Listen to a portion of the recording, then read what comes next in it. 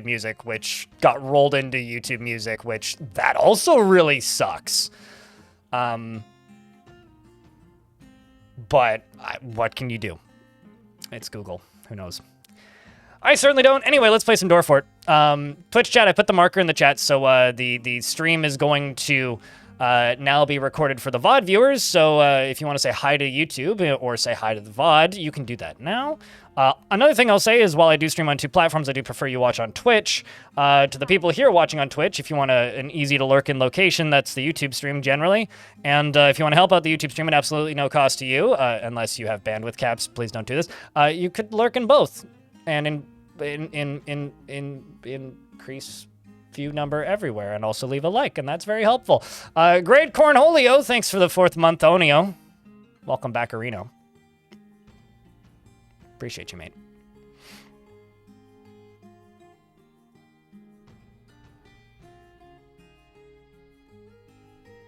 I do like how YouTube Music has all the YouTube videos and playlists. That's the thing. That's the thing I like about YouTube Music is it in some ways it is just a reskinned YouTube, which is already a decent source of streamed music. So yeah, I don't know. There's a lot of random indie stuff that doesn't exist on Spotify that does exist on YouTube Music. Is my green screen fucking up? It is.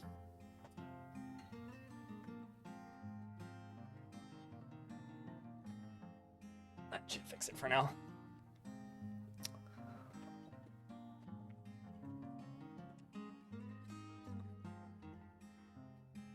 I have a lot of stats on who watches the VODs, and I know people do watch the VODs, which is why I upload them. Otherwise, I wouldn't upload them if nobody watched them. I would upload them and leave them unlisted. All right, let's dive back in. So to those of you who missed previous forts, I also have to name Stormwolf, who wants the broker, or whoever else is available. For those of you who've missed this fort, my green screen's screwing up again. What side is that? Is that this side or this side? It's this side. All right, hold up.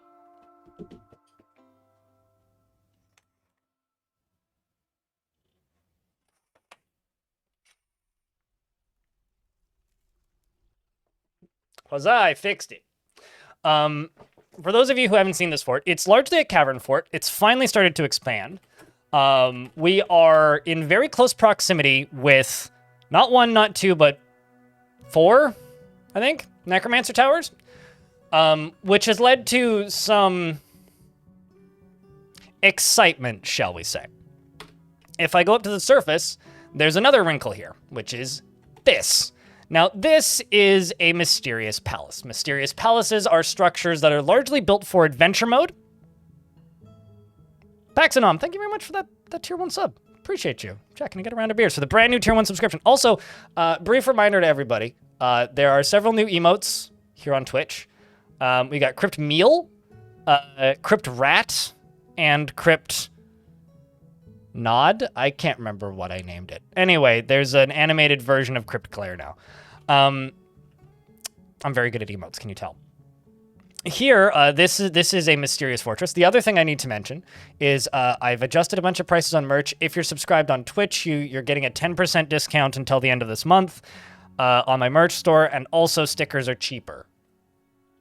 So if you want a big sticker for your water bottle, they're cheaper. That's all.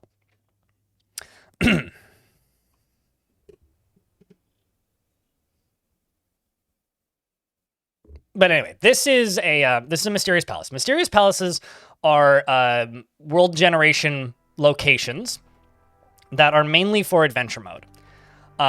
Inside of them, they have various traps as well as healing potions, and I managed to heal Militia Captain Freeways. Militia Captain Freeways. Using these. I locked him in here until he got hungry, he consumed it, and now can walk, stand, and equip gear again. I did have to use DF Hex Embark Anywhere to embark on this location, but it's got mysterious potions kind of everywhere. So we need to cautiously reorganize those without them getting put into food stockpiles. We haven't completely defeated it. Down here, there is this locked vertical bar, and this locked vertical bar does still have more dudes in here who we need to go through and kill. At the very end here is this lad, who is the human bard Deep Lord, who has a equipped elemental stone spear, which we're going to have to use at some point, as well as some strange jam, because of course. And there's also a few more of these. There is several bars that need to be deconstructed before we can do that, which can be opened by pulling a lever. This one specifically, and then this one down here. Well, and probably this one over here as well. We are going to go through and, oh, it's that one and this one. Yeah. We are going to go through and clear this today, hopefully. And also continue to build up the fortress because, you know, we're under threat from a lot of necromancers. The necromancers that have been attacking us have been attacking us with some pretty fun animals too. They've been attacking us with a lot of necromancer creatures, which are always fun and exciting. We're probably going to get a mayor today, which we don't have just yet. Raikalu's currently my broker, so my broker is named. But I don't have a bookkeeper, so I will give...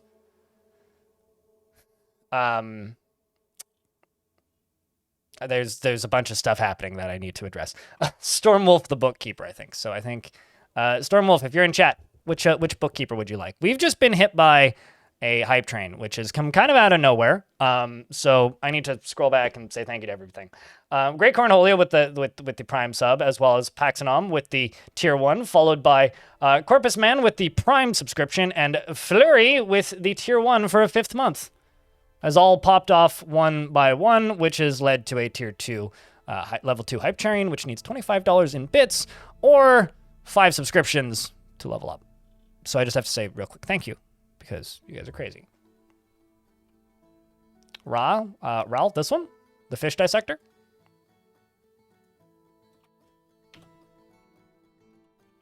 Gotta grab Bookie.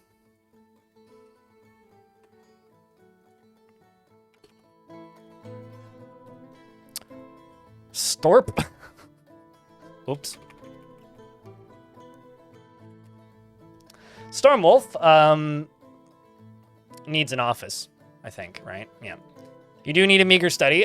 Doesn't tend to hold on to grievances and often feels envious of others. Is curious and eager to learn and is quite ambitious. Tends to make a small mess with her own possessions. She tends to make a small mess with her own possessions, and she needs alcohol to get through the working day, and she doesn't mind working outdoors, only grumbles mildly at bad weather, and doesn't really care about anything anymore.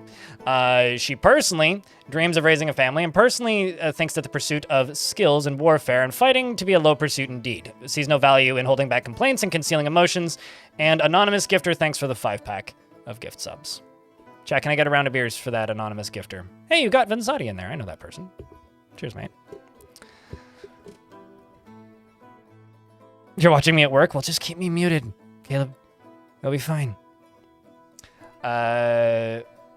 Likes Late as well as Cornelian and Alderwood. Gigantic Squid, because those exist. Muskox Horn, the color tan, low boots and caps, and large gems, Arius Macaw for their mischief, and plump helmets for their rounded tops. And the sight of the silkiness of festivals and impossible prefers to consume red-winged blackbird, shad and perry, and cottonseed oil, and absolutely hates purring maggots. She has a broad body, and her extremely narrow ears are fuse-lobed. Her very wide-set protruding silver eyes have very large irises, and her somewhat short head is extremely narrow. Her hair is dry, her short hair is neatly combed. Her eyelashes are extremely short, and her hair is golden yellow. Her skin is burnt umber. You don't like monkeys? Is that the issue? And she saw a dwarf recite the eloquence bridled at the Earth and Harvests, and it is interesting. She worships Burr. Creed, thanks for the tier 3 subscribe. Appreciate you greatly, mate. Due to that resub, the hype train needs 2 more subscriptions or $6 in bits to level up. Scrolling through the namesakes here. Napalm, Havoc, Loverboy, Raiklu, Arthur, and George are all named. We also have Stormwolf, who I just named, and scrolling down, we got Snail, Freeways, who, as I said, has been totally healed, although the military, I think, needs a break. We've got Bird Killer, we've got Demonster, and Ratosaurus, and Mountain Dew on the Rocks, and Foxrot.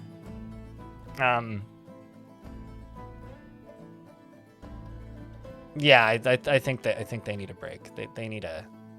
They need some time to relax, man. I'm just gonna shut this off for now. Give them a break.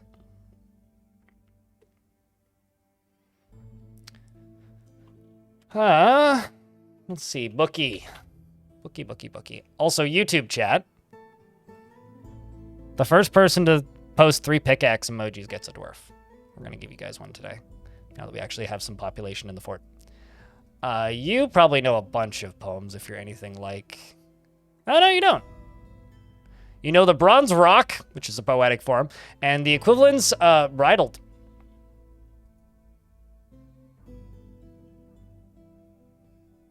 Which is a poem in the form of the Bronze Rock, concerning mining, of course. Poetry about mining, and authored by an elven name. It is an example of the Bronze Rock. It has no particular subject, and the writing is reasonably serious. Overall, it is masterful. So you know one really good poem. Focused on that one really good poem.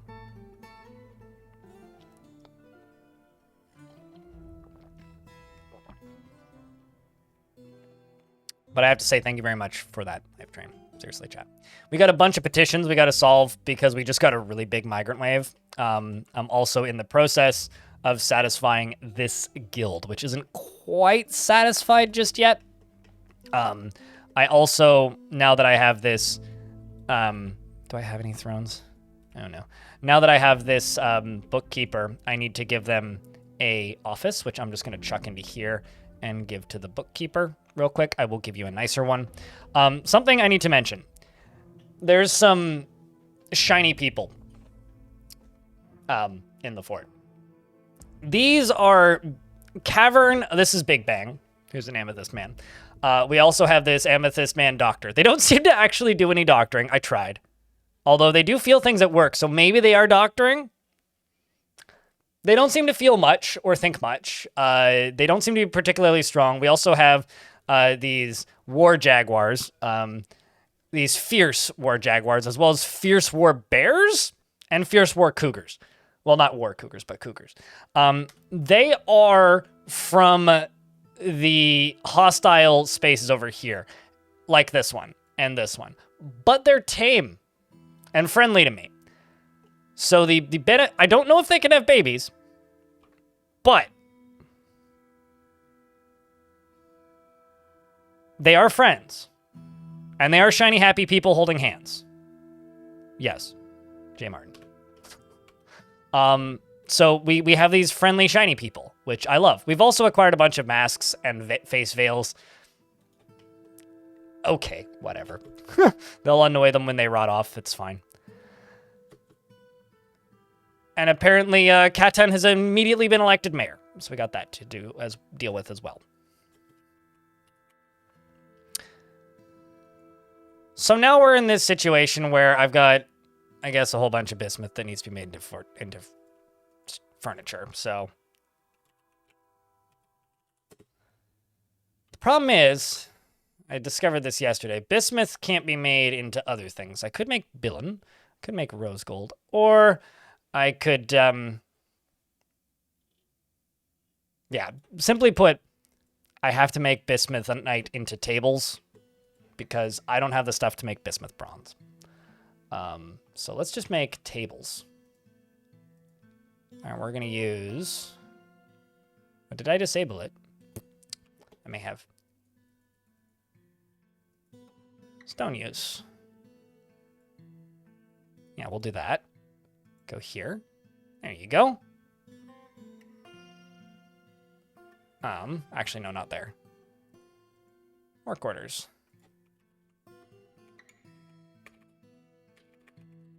Make table. Make out of bismuth. And we'll make 15. And then you, throne, bismuth, we'll say 15.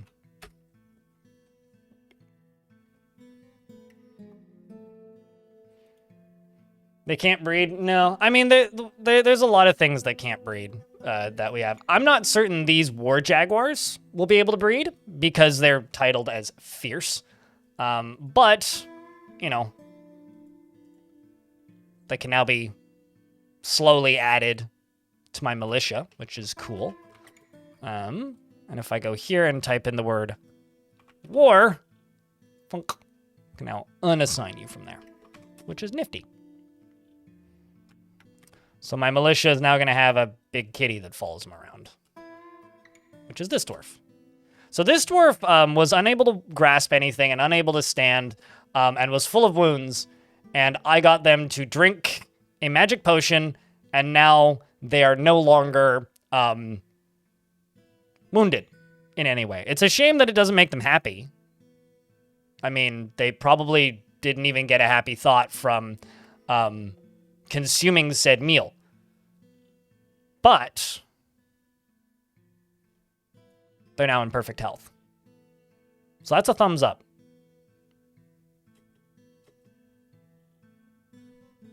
So like what you would give for some tin? You know, honestly, I think I like the color of like sulfurite and also bismuthite tables. I really like those colors. So I'm just rolling with them because I really like the look of it. Also, I kind of had an infinitely repeating door job for a while. So there's a lot of doors in the fort. We're in an ad. We're just going to wait for the ad stand.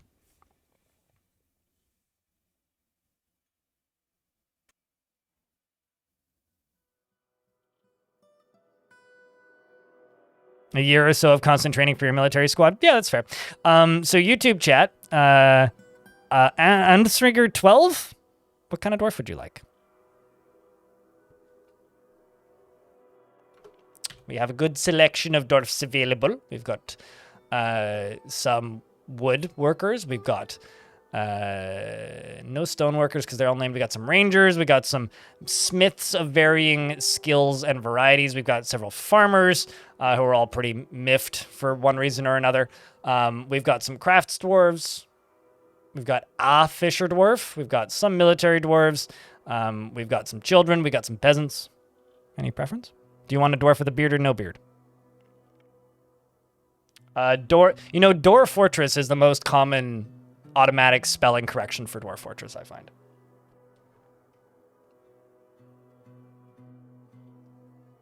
After the other stream, I did a test about primordial materials, but it seems the chances aren't weighted as suspected, but for some reason, people found more blinding effects than others based on mentions on Reddit. Well, yeah, I mean, that makes sense. It seems to certainly be a more common effect. I mean, it's based on spheres of gods. Maybe gods that would cause blinding are more common.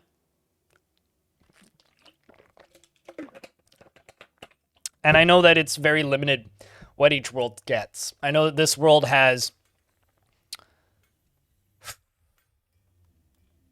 ice shooting, because that's the one I've seen in this world as an adventurer, but that's it.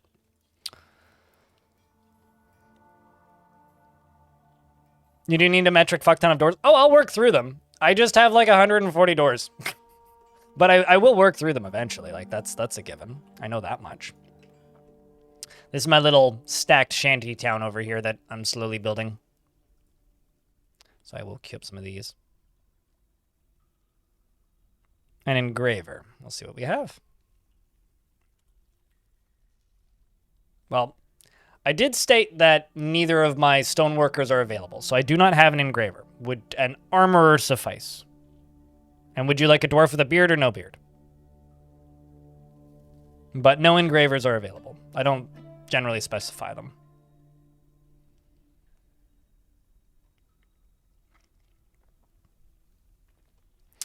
I'm not really prioritizing bronze items. I don't have any bronze items to smelt currently. Well, I have quite a bit of copper. I have smelted some bronze. I'm not prioritizing it. I also have plenty of bismuth already smelted, so like I said, I'm not prioritizing it.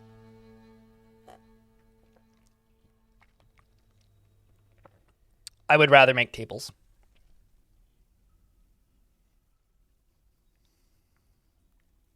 Yeah, no, it is true, Marco. Their effects aren't related to the sphere. You can get a material from the volcano sphere, but the power of ice, you needed 12 world generation to find the... Yeah, I know Tarn basically said it's like, excuse me, super limited what you'll currently get for magic powers, because it is very much just a prototype feature, right? With a beard, we'll just go with somebody who isn't super pissed off. Because dwarves aren't the happiest. Starts meditating on death. This is fine.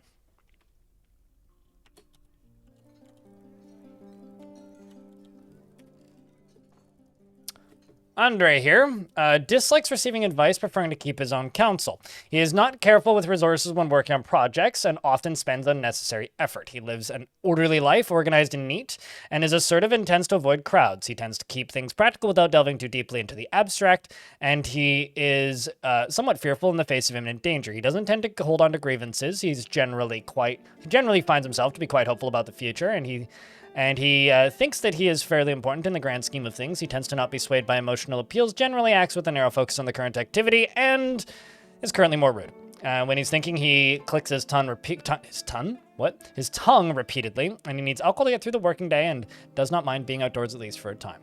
Dreams of creating a great work of art and personally sees those that attempt to maintain a dignified and proper behavior as vain and offensive, sees perseverance in the face of adversity bullheaded and foolish, and sees guile and cunning as indirect and somewhat worthless.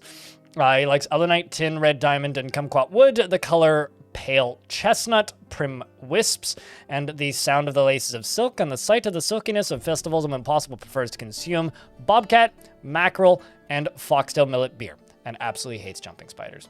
Archmatix, thank you very much for the 15th month, and welcome back.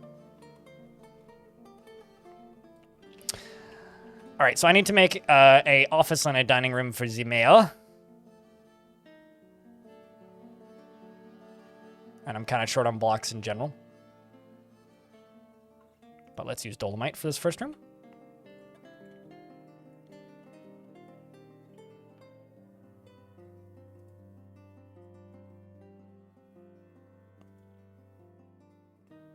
And then this room back here, let's go with Jet.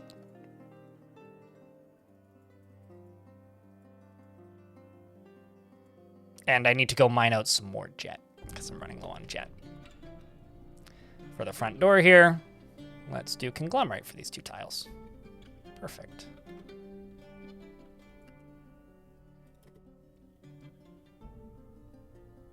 And Sheriff Soko, thank you very much for the 7th month. Welcome back. Jack, can I get a round of beers for those two?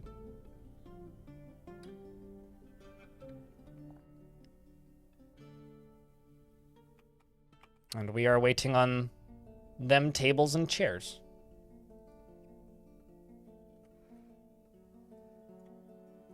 It shouldn't take too long.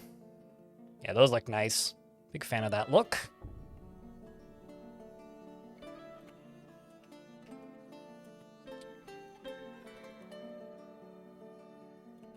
I do like the mayor to have a little bit of privacy in the back room, so we will smooth these up for right now.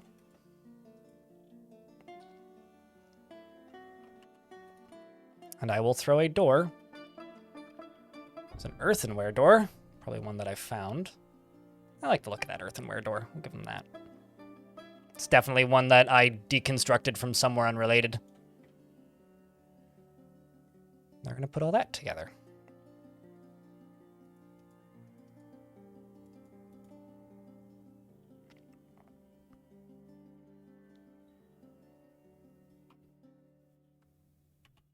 And then you down here are going to become an office. I would like that to be set to multi, just so that it automatically fills it up. And there's the mayor. All set and ready to rumble. I also need to make another office for the bookkeeper, which I feel like I should put like down here or something, kind of keep them all central. But that's the... You know what? Let's do this. This will be the bookkeeper's office. We'll keep it going. And the mayor could also get a bedroom back here. I don't know. We'll see.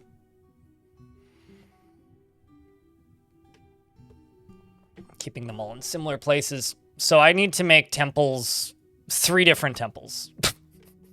I need to make a temple complex, basically, like stat. So let's do one directly beneath this, and maybe one above it. Although I don't have as much space above. Well, rather, I don't have as easy a way to make stuff above. But I will construct a little bit down here.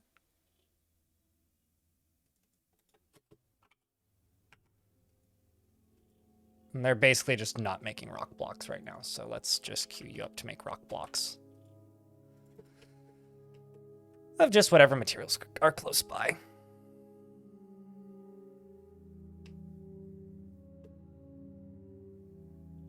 You know, reading notifications and checking who's dead and alive is something I would be okay with. I'd be okay with non-intrusive Dwarf Fortress chat integration. I don't want you guys to be able to control my game, but reading information from my game would be fine with me.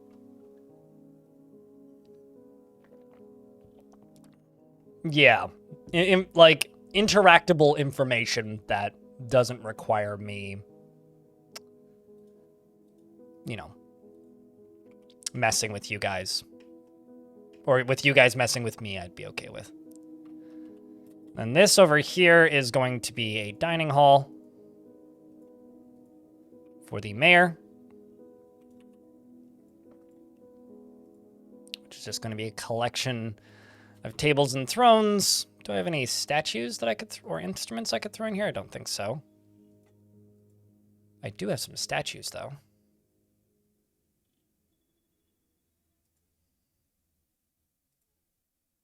That could be given to the mayor.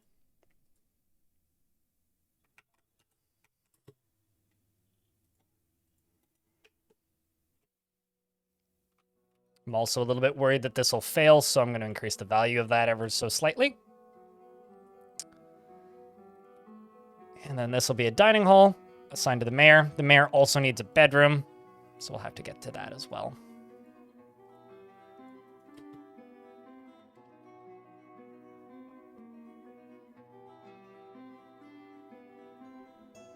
Yeah, I mean, that's something that I'm looking to do on my own. In regards to live access to Legends mode. What I'm looking to do, I haven't talked about this much since the idea was floated, is to, it's something I'm working on with Blug, who used to be one of my moderators, who's a web developer. We're looking to make a fork of Legends Viewer that is web hostable. Because currently Legends Viewer is not, but it is built like it could be. So the idea would be to have a secondary fork of Legends Viewer that is web hostable. So you could host it somewhere, and then hosting it somewhere, and then putting whatever current world and previous worlds I've played, XML exports up there. Because they're just text files, they're not huge. This is the 3rd stream of this fortress that I've done. After today, I will remove the new fort tag from the title. Platonic Cave Dweller. Just gonna kind of skim the dwarves as they arrive, because some of them may be dwarves from previous fort. I also need to go check my blood sugar in a second, because currently my Dexcom is out of commission. I think I may be going low.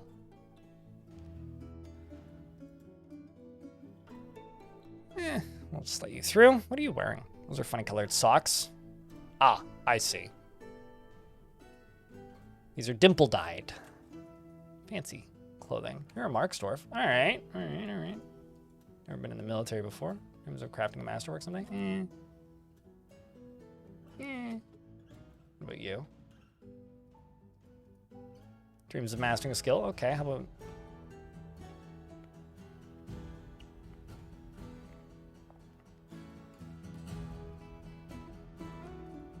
You worship the god of death. Poor empathy.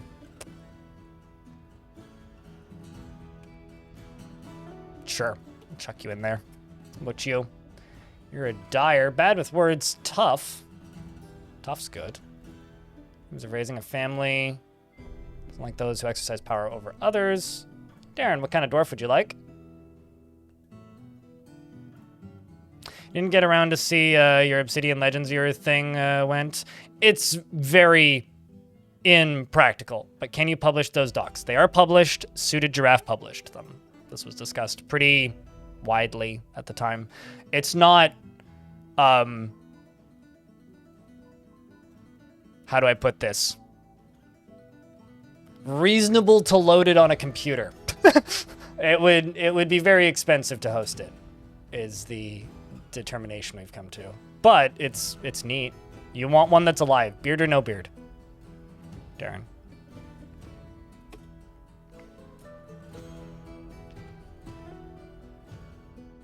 Or no care. No care is valid option.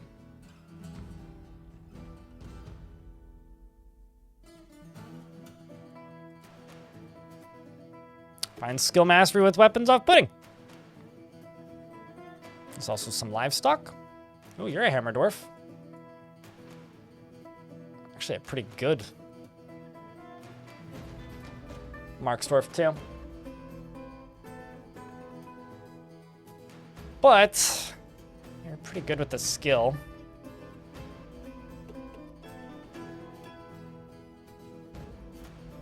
It's nice to see the population climb. A doctor guild has been established, which means we'll get a claim for that in a second. The mayor has some demands. Make grates. 3 rock grates seasonally. Rock grate.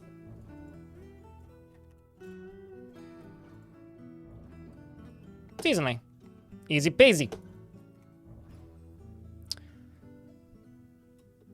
Dwarven Medical College, more or less. Yeah, I mean, grates are fine. I don't mind having a quarterly task for grates.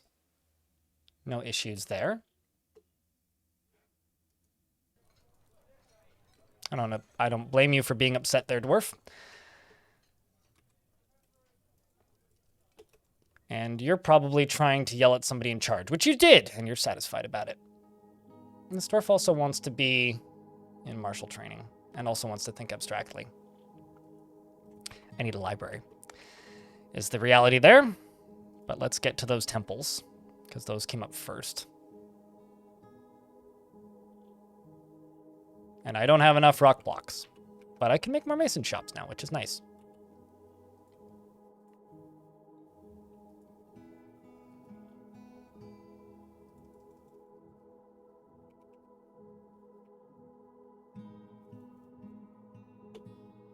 Let's get rid of that. I will name your dwarf in a second, Darren. I have to go check my blood sugar. I will be right back.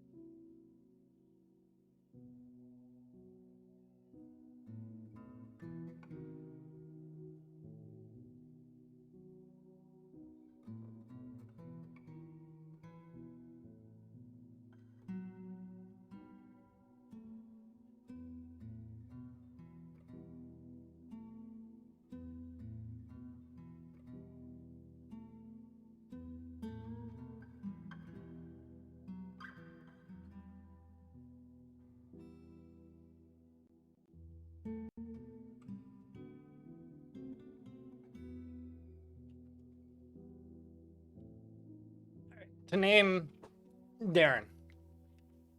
5 dragons appeared? Man, I'd be so happy if 5 dragons appeared.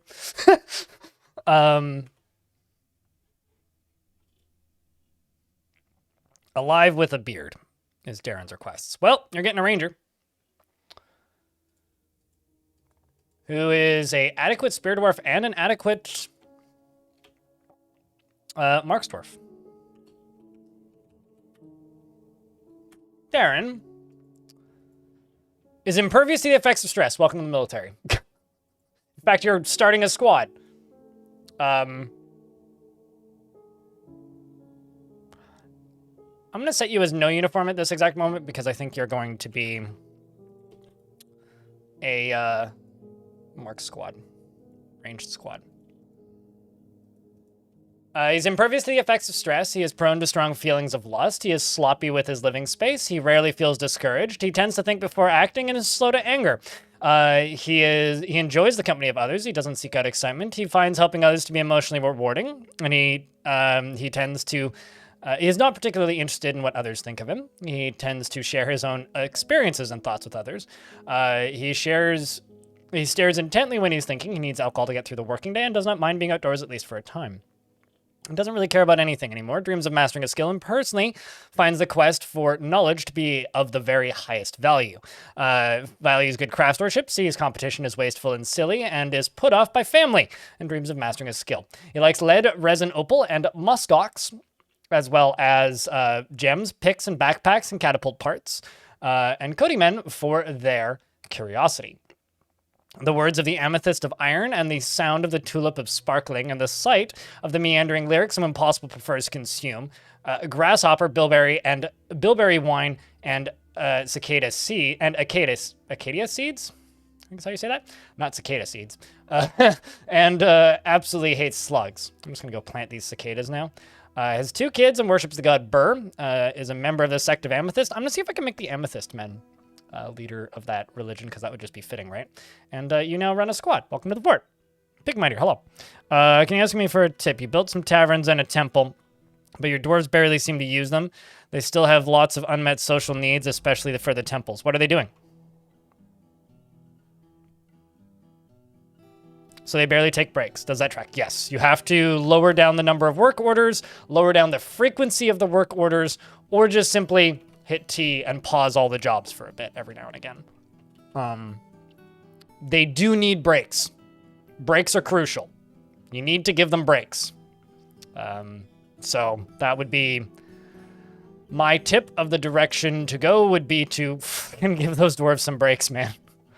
They will be happier for it if you give them breaks. I also need to give that mayor a bedroom.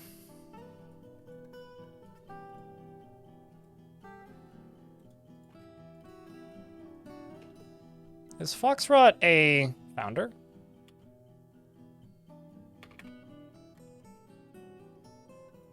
I don't think you are. No. So I'm going to give the mayor this bedroom.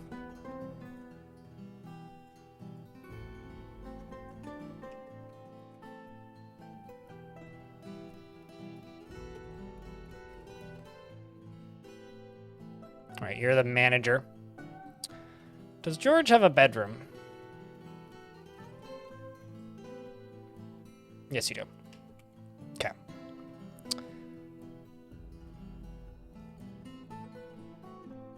Got huge trade and good food surplus, so give them all a year off. Yeah, I mean, they don't necessarily need a year off, but dwarves do need vacations.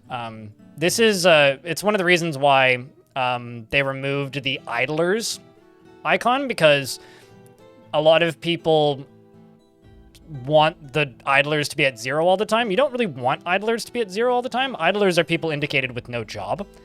But if idlers are left at 0 at all times, then they kind of either are socializing or constructing, but there are some people who seem to think that socializing is bad. You really want, like, this a lot of the time. You really, really do. Yes, I have some really upset dwarves, but that's because I haven't been letting them socialize or take breaks. What's up, Bratmost?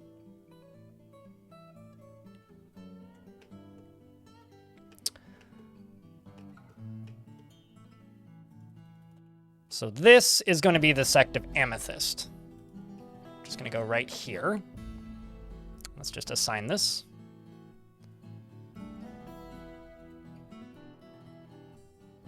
So this will be a temple dedicated to the sect of Amethyst.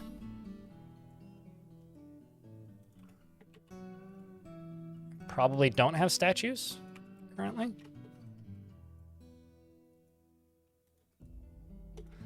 Let's just make...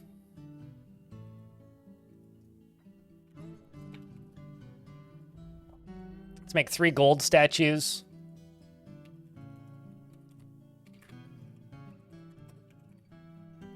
And 3 platinum statues. It's also time to adjust the curtains.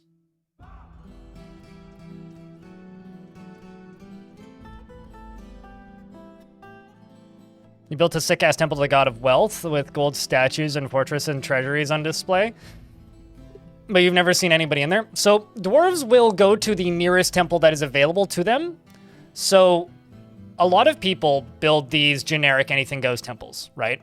Which I do too, right? These are any particular deity or no particular deity temples. If that is the closest temple, they will go to that.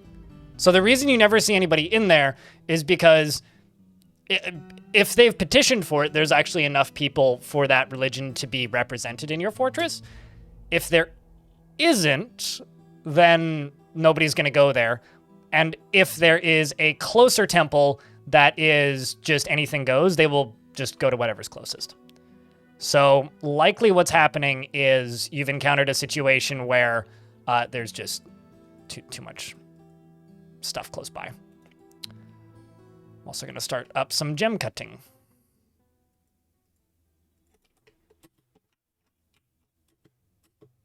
Also, we've got a ghost who is tormenting my bookkeeper. All right, then.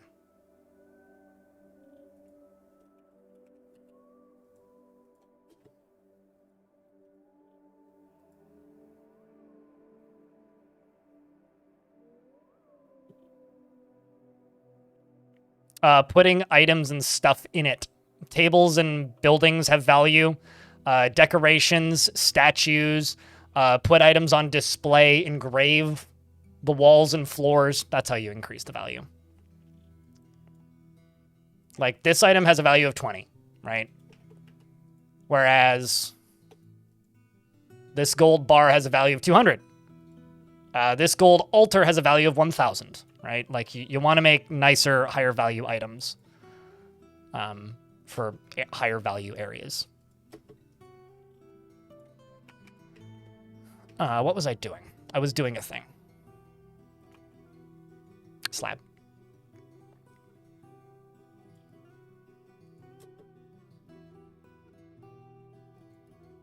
What's your name? Cuddle.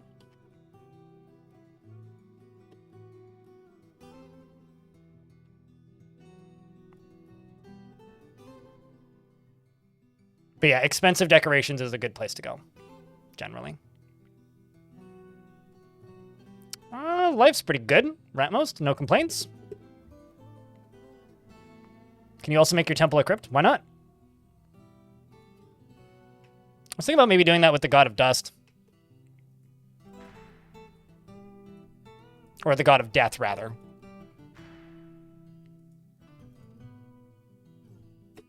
Yeah, this is the ghost that's just chilling here. But I've got this little area down here that I'm going to slowly make into a...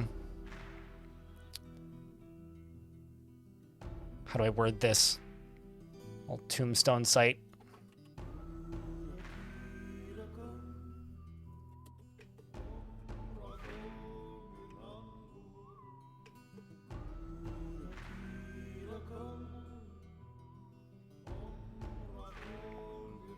Before you even put artifacts in? Yeah, no, gold statues tend to have a pretty high value. I mean, this one right here, you know, it's got a value of like 1,000. This is a platinum statue. It's also got a value of 1,000.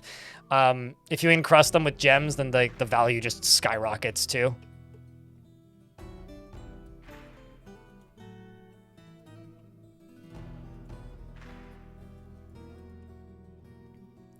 Okay, so this should be ready to place.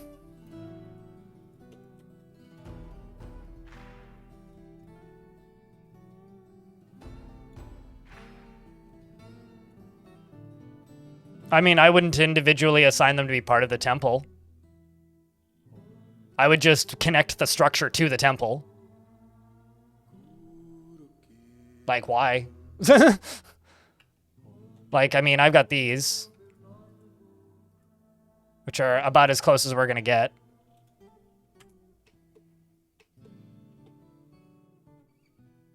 But, yeah, I mean, we don't have mass graves. They're not a promised feature. They're a feature that's been floated as an idea, but no, we do not have mass graves. Yet is such a funny word to use because, like, yet implies that it's something that's being planned and or worked on, which, not to be a dick, but there's a lot of things that people talk about that they want for Dwarf Fortress that they talk about like it's going to happen, and there is never a guarantee that those things are going to happen in the first place.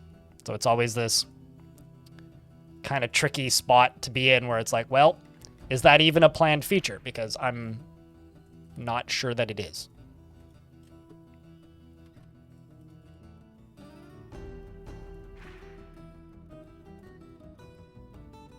Still looking forward to airships? Yeah, one day. One day, maybe. Until then, just go play Mario Brothers 3.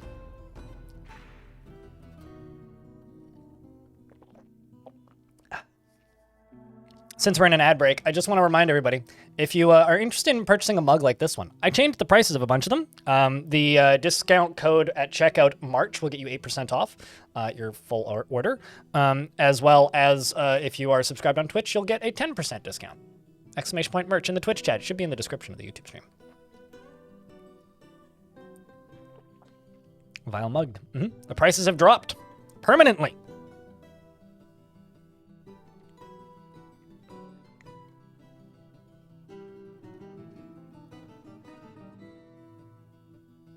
We get constructs and automatons. I feel like automatons are more likely than airships. Like, airships seem like a pretty far-flung thing. Like, I feel like it's, like, maybe that'll happen one day, but also at the same time, I wouldn't be surprised if it never happened. Well, happy to help. Lalex? Or Lalex?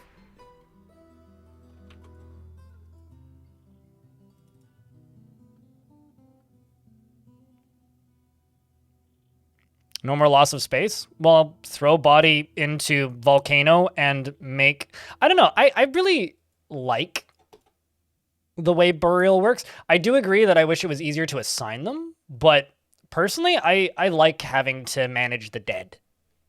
I mean, there's a point where it's like, if you don't want that, just disable ghosts, which are a thing that you can disable. So it's like, if you don't want to have to manage the dead, you know, just disable ghosts and don't worry about it. That's kind of the way I see it.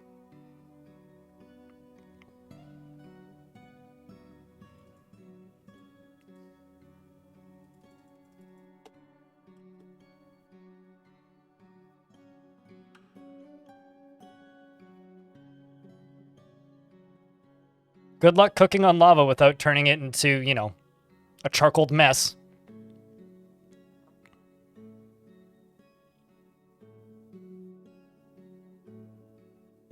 Yes. Hashtastrophe. Assuming the metal nuggets are considered usable economic stone. So, yes! Sorry.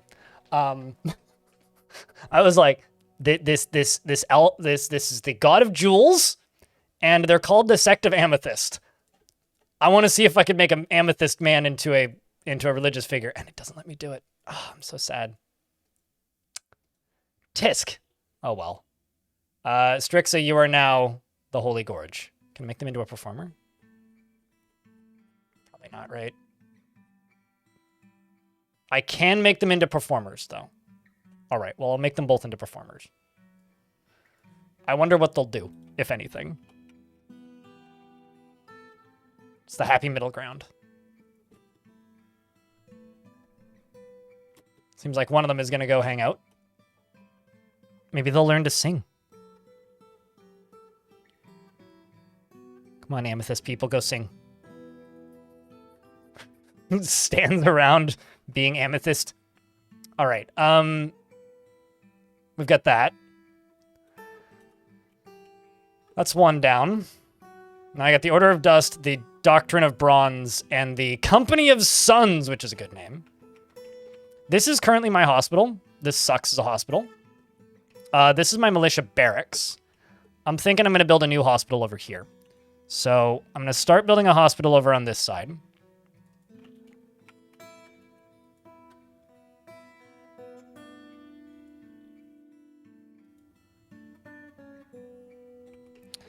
And I'm also going to build the barracks, or not the barracks, but the Doctor's Guild based off of this. Why don't I just go across here? Just make a little hallway. So we could do hospital down on this side, which I'm not going to dig out right away. Probably construct in this as well. And then the Doctor's Guild, which I will dig out right away, is going to go up here.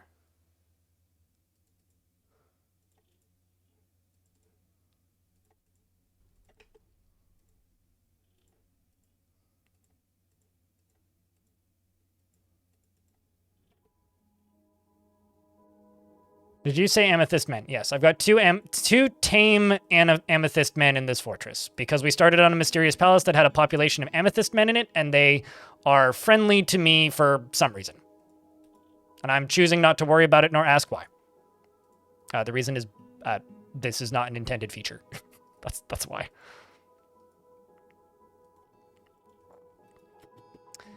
All right, so they will work on that. They will also... because that's going to be the bottom one. This one right here, the Order of Dust, is next on the dock.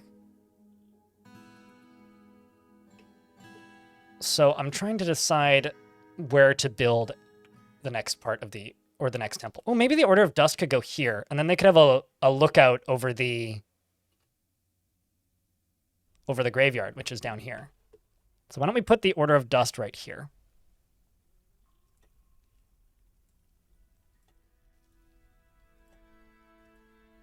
Do this at a higher priority because it needs to get done quicker.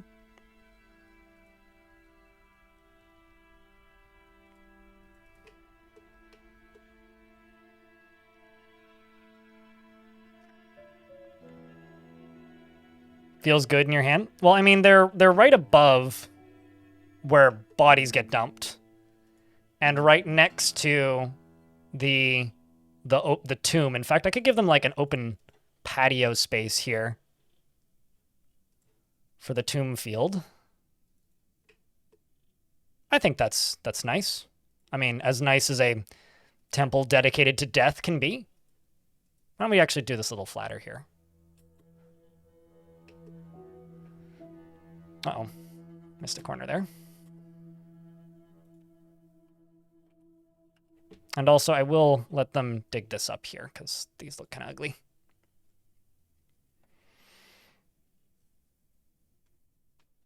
Or just maybe they're just, you know, they're a non-violent group of people.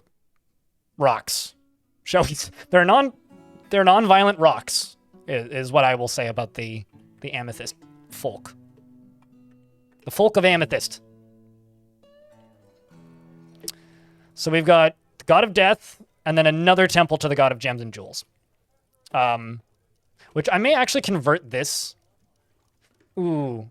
So this is currently the confederacies of whatever the fuck. This is my anything goes deity.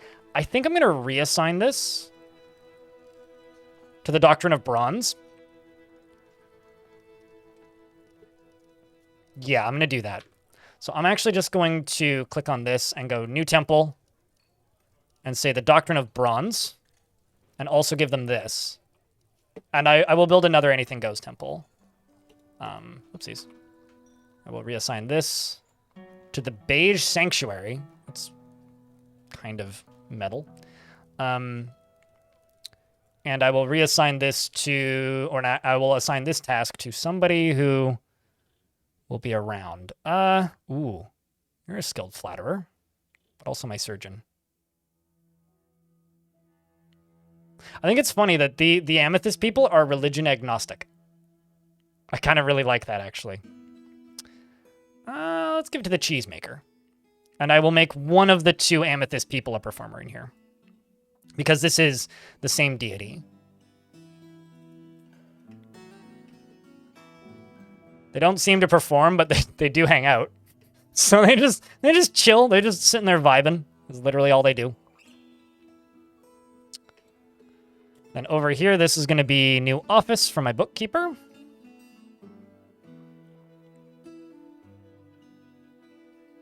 Let's just give you fungi wood floors, and I'm going to be nice to you and give you a fancy front door. Yeah, the bears and all of the animals that are not normal faction-focused sentient creatures are friendly in the Mysterious Dungeon. I mean, it's not supposed to be that way, right? Like, they're supposed to be hostile to me, but they are domesticated for me, which is nice. I will plunk down an engraving on that. And place a chair and a table. And this is going to be given to my bookkeeper. Into lava that is safe-ish. Just make sure it's like at least 3 levels deep. If it's too shallow, why don't we bring plant drinks? If it's too shallow, what'll happen is they will. Actually, is it paused? No, it is not. If it's too shallow, they will end up with an issue where, because it is set to repeat. Why didn't it repeat? Did I not make an? Did I accidentally delete it? Okay, now I'm questioning everything. I'd swear that I had a repeating brew drink from plant job, but I guess I deleted it at some point. Oh well. Anyway, if it's too close to the lava, it causes lava mist to splash back up, which can torch you, right? So that's what you need. You need to set up some sort of splash, like, safe area. So this right here is going to be an office, and this office is going to be assigned to my bookkeeper, who is going to have this office deleted right now and reassigned to there. Who is pissed? Sorry, Stormwolf. Please be less pissed.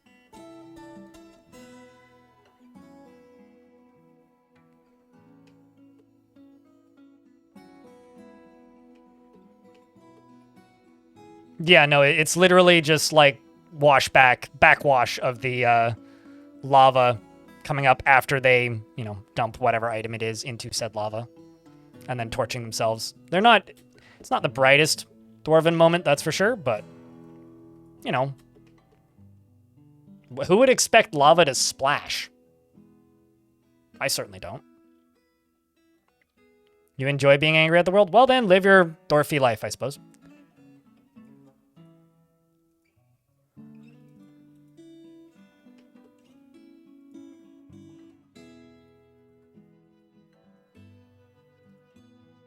Get rid of that, that, and that.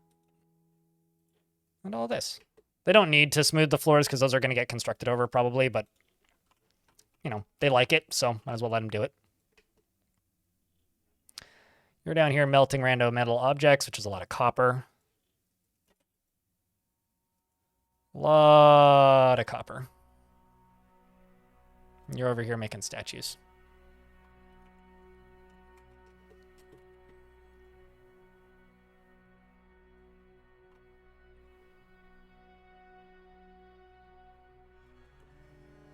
And then this right here is just going to be assigned to the God of Death, so I can get that out of the way.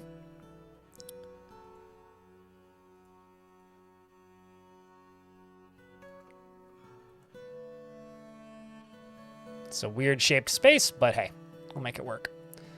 And I am trying to make this fortress very open to Forgotten Beasts. The Fatal Chapel! I love it. That's a good name. I am trying to make this fortress very dangerous to Forgotten Beasts, just because Forgotten Beasts are fun, I like a good Forgotten Beast. Who doesn't like a good Forgotten Beast, They're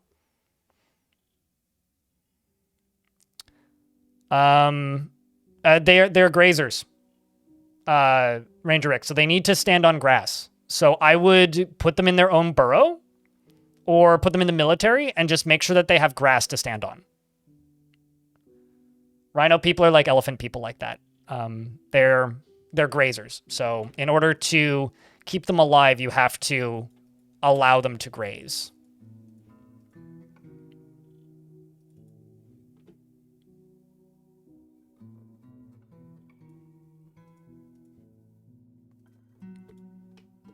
Yeah, I mean, it's the reason I don't bother so much with them, Ranger Rick.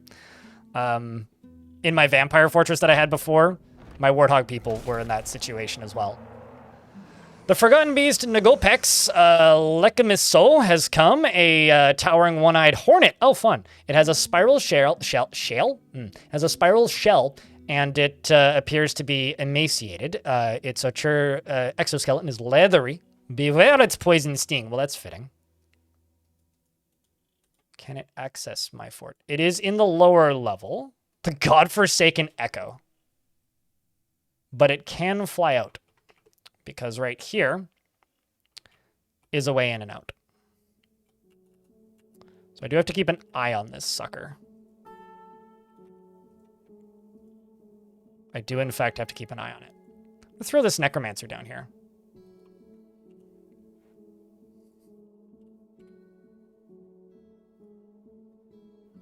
Let's see what happens. Snail withdraws from society. So we're getting a strange mood. How you doing, Ranger Rick, by the way? It's good to see you, man. Same with you, Lanix. Hope you're doing well. Amethyst men have no thoughts. So no thoughts, head empty. I am shiny brick. So are you telling me that amethyst men are literally sentient pet rocks? Is that what you're telling me? Because I love that. Okay, so this is my necromancer friend. Let's see if they resurrect anything on the way down. Nope. Didn't work.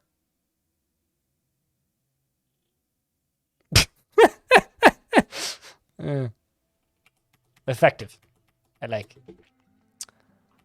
The human necromancer fought with the floor, and the floor won. In fact, he felt the full force of the impact and then just exploded into gore. Including his upper arm, which was smashed into an unrecognizable mass. You would love to be a no-thought, head empty sparkle. I feel like we're just writing Twilight fanfiction now. Oh, also, big old pile of random stuff here. This was all stuff that was dumped here. Whee! Are you still midair? Yep, yeah, you are. Oh, no.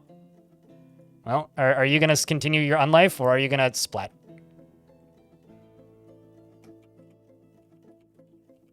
How's Blind? Blind's all right.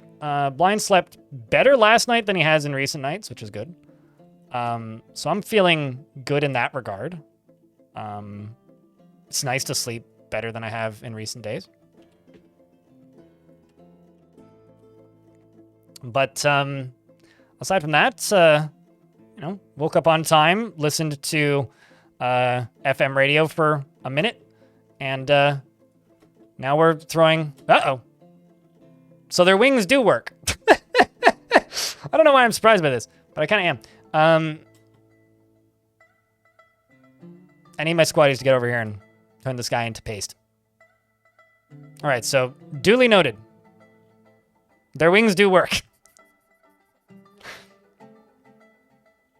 Well, they didn't do that when they were attacking me, so I kind of figured that maybe throwing them into the pit would be fine, because sometimes wings work and sometimes wings don't work. Wow!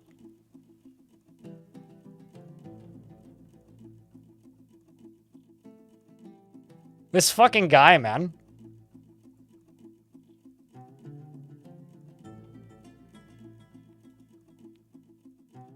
Huh.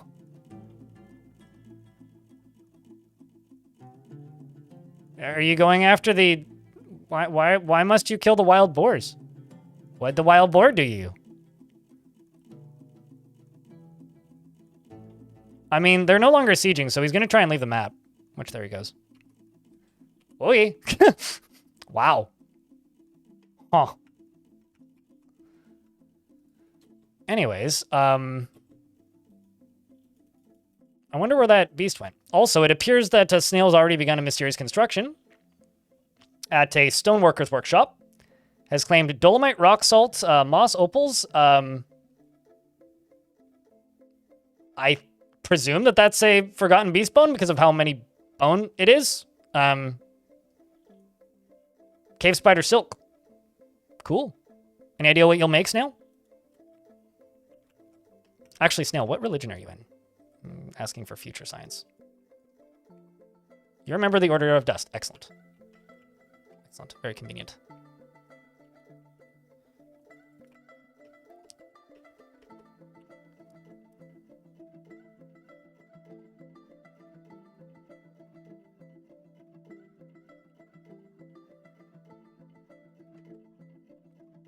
I'm going to smooth all of this.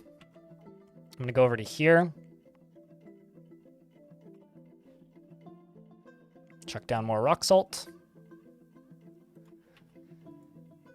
And the Order of Dust can have... Ooh, I was hoping I would have enough for 16, but I don't.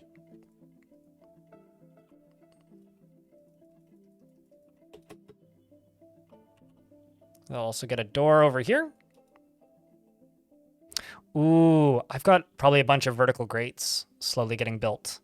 Could put a bunch of vertical grates all the way along here.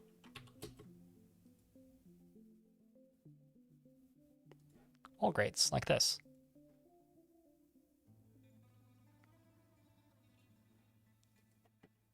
I mean, they're all different materials, right? But, you know, it's pretty rare that I'm, like, super okay with just multicolored. I think that just multicolored vertical grates along here would look kind of nice. Maybe alternated with gem windows. Fancy.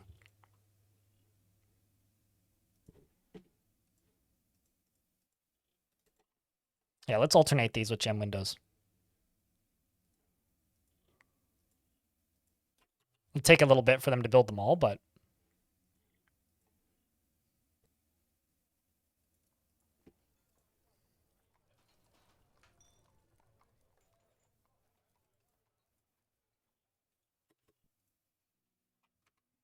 How's the value of this sucker looking?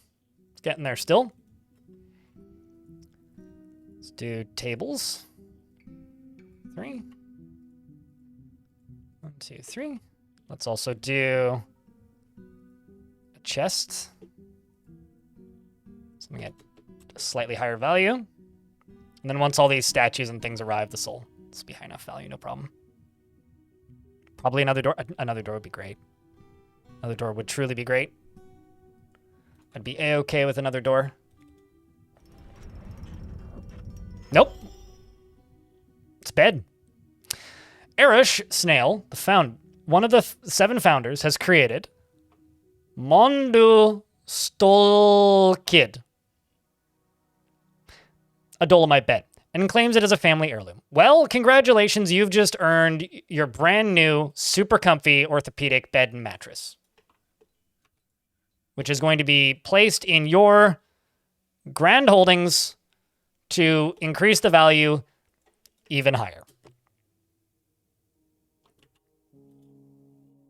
You have achieved peak sleepy times, I say.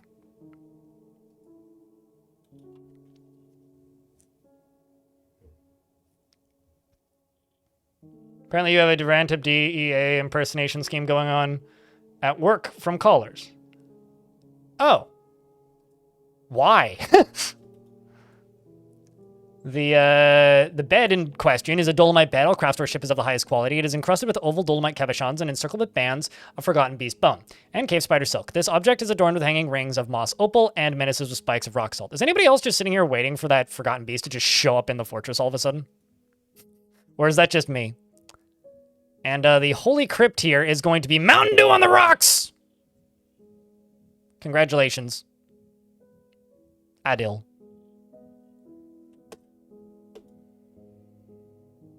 Yep, sounds about right. Well, that sucks. Well, at least you're aware of it, right? Like, being aware of a problem like that is the first step to solving it.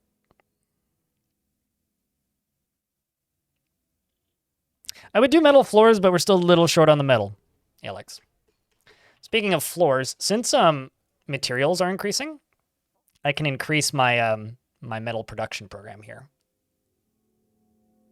As, you know, I get space. What block are you made out of? Conglomerate? What about you? Also conglomerate? I don't think I have any more conglomerate, but I'm going to do 2 more smelters.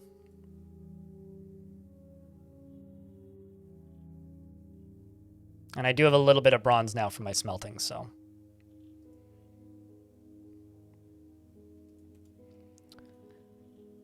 And I think I'm going to deconstruct this one and remake it out of this material. And I'm just going to go here and just say melt a metal object as long as there's enough melt designated items. Because there's a lot of melt designated items up here that we're slowly melting down.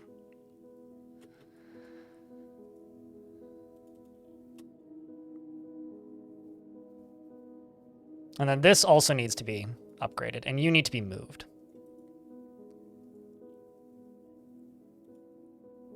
We also have tons of tetrahedrite. I'm also going to go here and say tetrahedrite.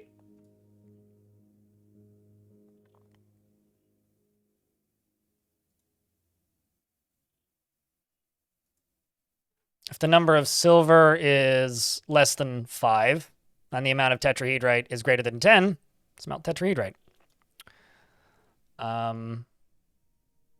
Actually, hold on. Gold.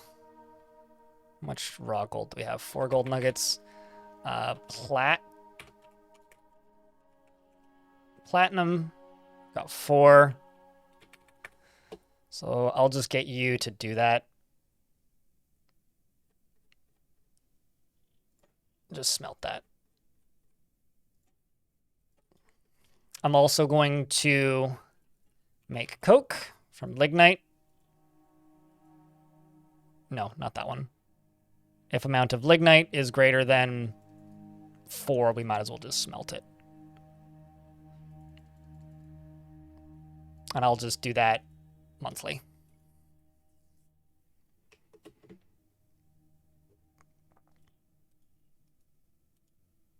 I also need somewhere to put bars. Could just expand this. Probably what I'm going to do. All right, so you are a doctrine of bronze. Uh-oh. I lost one. Somebody's upset. Okay, well, I'll just accept the Doctor's Guild because I got to get that done then. This is going to be the Doctor's Guild, and hey, look, more native gold. This is what I mean. Like, there's just gold and platinum kind of everywhere scattered around the place in this fort, and I kind of love it. I kind of love it. It is great. It is so nice to just have random little deposits and not feeling like it's super OP. It's great. Like, I don't feel like I've just won the lottery at any point, but it feels good.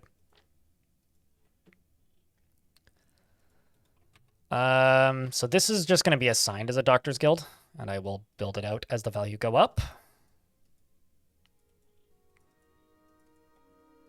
Should probably make a bunch of silk ropes and just make traction benches.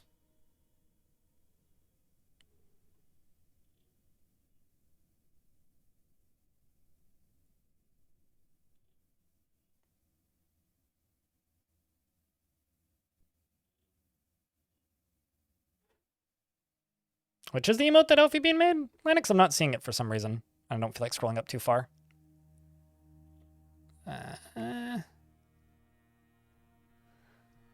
Something that I've wanted to do recently, just because there are so many emotes available to everybody. I think it'd be fun to get together a bunch of people that stream Dwarf Fort and then make very similar emotes. Just make like a little army of dudes. Like one person has like a dude with a sword, one person has like a goblin, one person has a troll. That'd be fun. So you could collect all the Dwarf Fort emotes.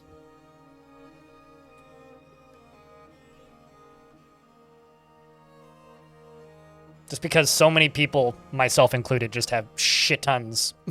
I do mean shit tons of extra emote slots. Even affiliates have tons of emote slots now. The Calm Season. I don't like the name of this Doctor's Guild. The Percussive...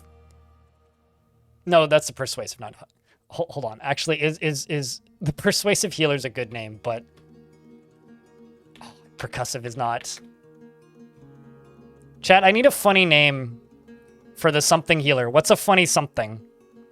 We got Bright... We got the Bad Healer. Bad Healer. We got the Deep Healer. Go on. The Domestic Healer. The Dutiful Healer. The Evil Healer. The Fat Healer. The Bloody Healer. Love that idea. If I can reach affiliate, you'd want to take part. Yeah, there you go. That'd be neat. Although affiliate's not that hard to reach, realistically. The High Healer. The Beaten Healer. The Hungry Healer. We could also make it a lunchroom. Just put a dining hall in it and, like, give them a food stockpile and call it the Hungry Healer. Oh, you know, honestly, this would be the most realistic. The Idle Healer, because they tend to just stand around. The Invisible Healer. They're not there when you need them. You know what? That's it. This is the Doctor's Lounge, the Lazy Healer, where they sit around and gossip about their bitchy patients while forgetting that there's 3 people bleeding out in the hospital.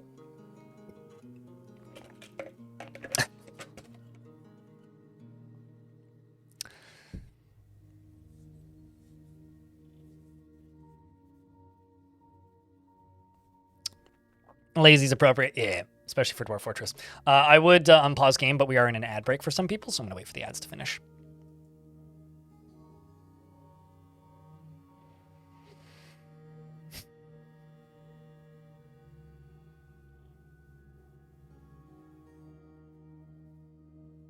Hungry Healer, don't ask where the meat in your lunch came from. Well, I mean, it's not that. It's just they're off eating lunch.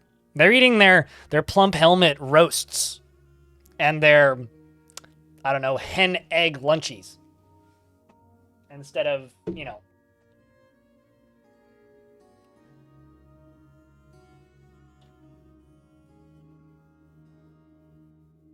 They're trying to figure out why their meals are walking away with eyeballs. That's what they're trying to figure out. They're busy. I guess that emote, Crypt Meal, is just what happens when a necromancer resurrects a dwarf's lunch.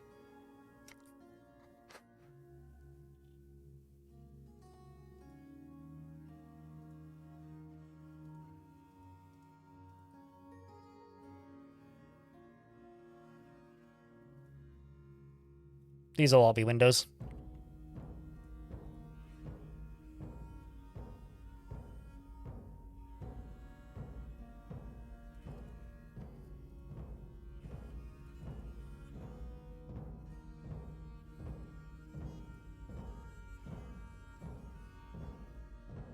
Just use boulders, it's fine.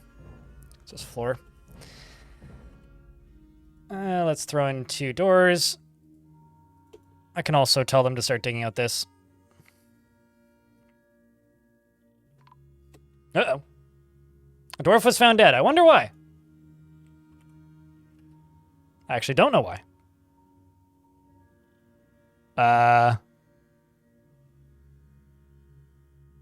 Mang?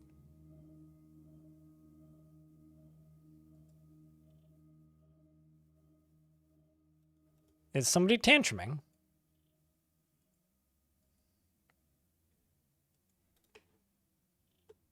Doesn't seem that way. That could have been a tantrum. Kind of seems like it. Seems like Amethyst is fighting with Loverboy is fighting with Lycott. I'm not sure what caused this, but I'll bet you somebody else is about to die. Loverboy, who's together with Napalm. Napalm is over here, just walking past. So I got this dwarf here cleaning this up. So it's a brawl between 3 separate dwarves. I have no idea what started this fight. Hi, Napalm. How are you?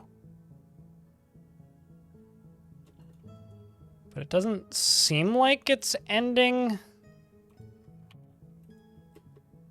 Uh-oh. Never mind. Somebody else just died. Napalm was found dead. So I'm not sure what caused this. I didn't see a tantrum pop up. Maybe one did. But this is certainly being caused by someone getting upset over something and attacking somebody. And it seems that Napalm was found dead. Darren has been found dead. Yeah, this is definitely some sort of loyalty issue here. Actually, hold on. I wonder.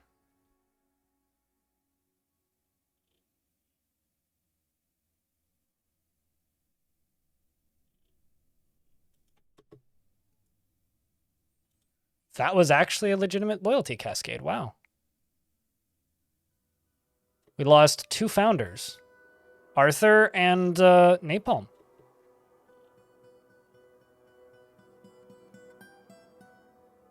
Holy shit. The fighting has appeared to have stopped. Which also sucks, because that was one of my new militia captains. Well, level 2 and 3, but sure, 4 works as well. So now Amethyst is in hospital. Stackhood is in hospital. Bird Killer's in hospital. And so is this stack of people. So I have no idea what caused that.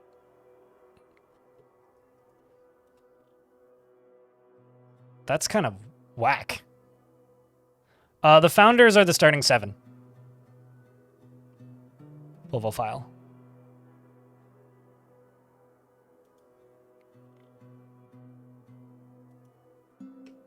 Well, that's kind of wacky.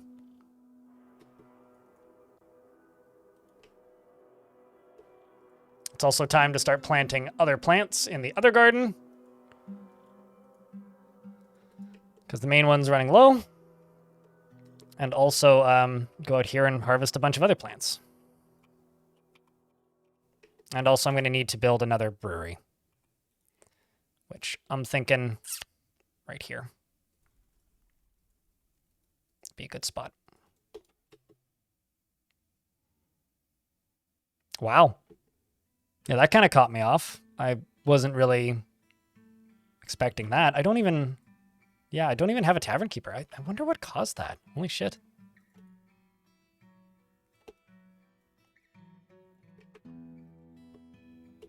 That's a little bit bizarre, actually.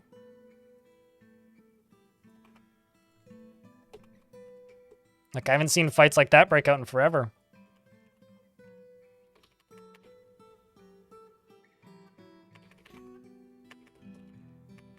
Okay. Also, I need to re-up my hospital here, because apparently, yep, I have no doctor.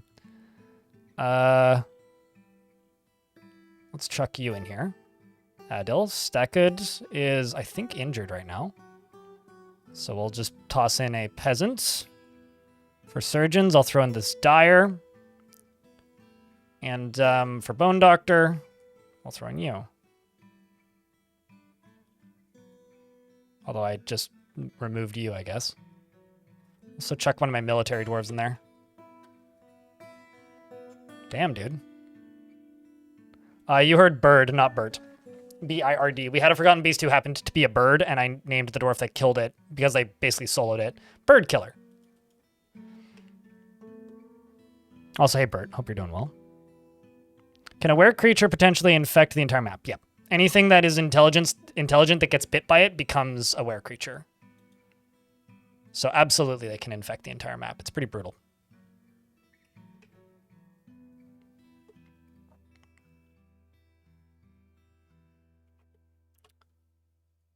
Okay, so I do have dwarves dressing patients now. Wounds. I've got dwarves dressing wounds now, which is what you want to see. Well, sketchy, but hey.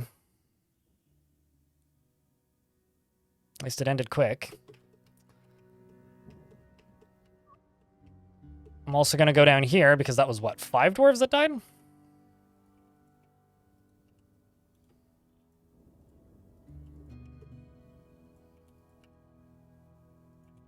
Four. 5.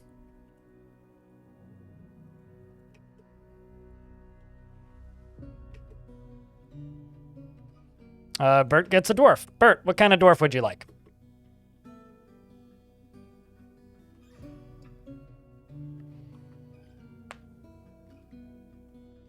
Your last fort ended in a loyalty cascade. Tanchming dwarf killed the king and became the king. Really? Oh, that's dope. You know, honestly, for ways to end a fort, a dwarf murdering your king and then becoming king and causing everybody else to go nuts spontaneously is a pretty cool way to go. Like, if I had to select from a list of ways I would like my fortress to fall, that's probably pretty high up there, actually.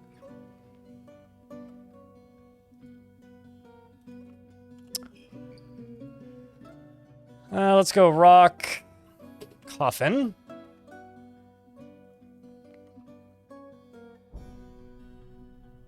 Got tons of rock salt. Just do 25.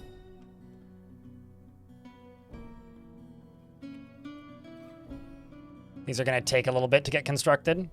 Oh shit, more amethysts.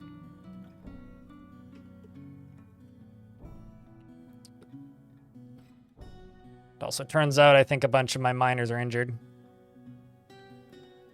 Let's just chuck 2 more in. Several new thingies, yeah. Several new. Any miners or you'll take a very unhappy dwarf. I have 1 unnamed miner named Lore. Or plenty of angry dwarves. So would you like Lore? Oops. Profession. There we go. Would you like Lore or would you like... Okay. Lore it shall be.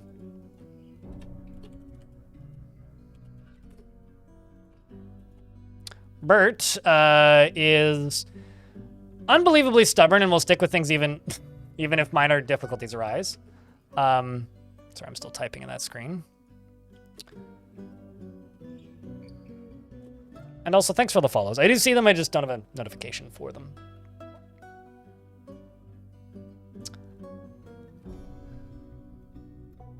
She is unbelievably stubborn and will stick with even the most futile action once her mind is made up. She is given to flights of fancy to the point of distraction, generally is unhindered by the thoughts of others, and concerning her actions, and she is inattentive to detail in her own work and doesn't focus on material goods. She tends to not be swayed by emotional appeals and is very humble. She tends to make a small mess with her own possessions and generally acts impartially and is rarely moved to mercy. She has an active sense of humor and she's quick to form negative views about things. She needs alcohol to get through the working day and doesn't really care about anything anymore and is cave adapted. She personally sees sacrifice as wasteful and foolish and dislikes cooperation and doesn't particularly respect commerce. She dreams of creating a great work of art and likes yellow diamond and bucklers and rabbits for their ability to burrow. Great horned owls for their piercing glow. For their piercing yellow eyes, rather. The words of the prim wisps and the sight of the meandering lyrics of Impossible prefers to consume apricot, wine, and dwarven milk, and absolutely hates leeches. That's going pretty good, Peregrine. I might try out Nights in Tight Spaces tonight, because I'm curious about that game. But, yeah, I think Fort's going pretty well, all in all. No huge complaints there. I have a honey badger and a bunch of gazelles. Well, damn. Training a honey badger, that's not possible. Don't be silly.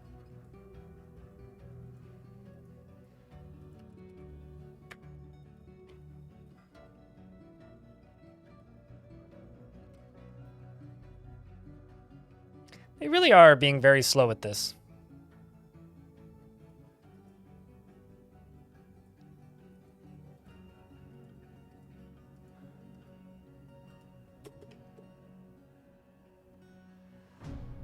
Did I get bored of Goblin Camp?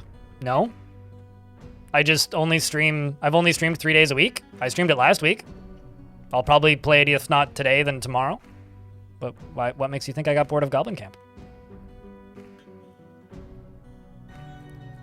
What is dwarven milk? It is milk that only dwarves know how to make, which is milked from a purring maggot.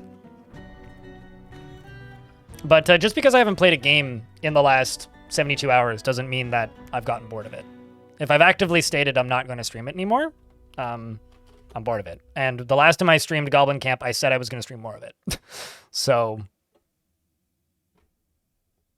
I don't know what you want me to say.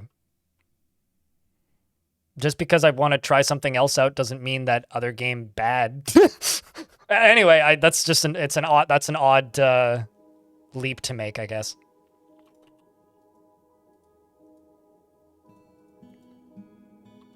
Especially because it's got such a negative bent on the top. I don't fully get that, but I'll be honest with you, I've never seen one. Pink Mind Ear. I know that they hang out in the Cavern level 3, but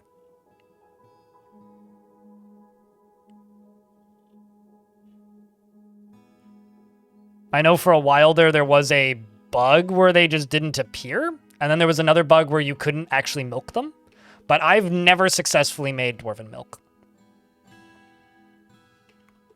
in Dwarf Fortress. I've never done it.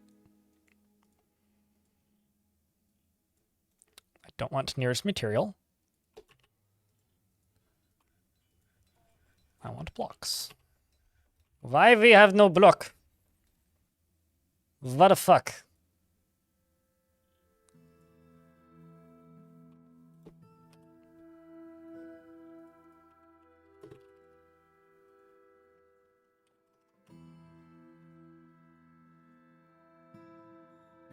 Let's do 400 quarterly.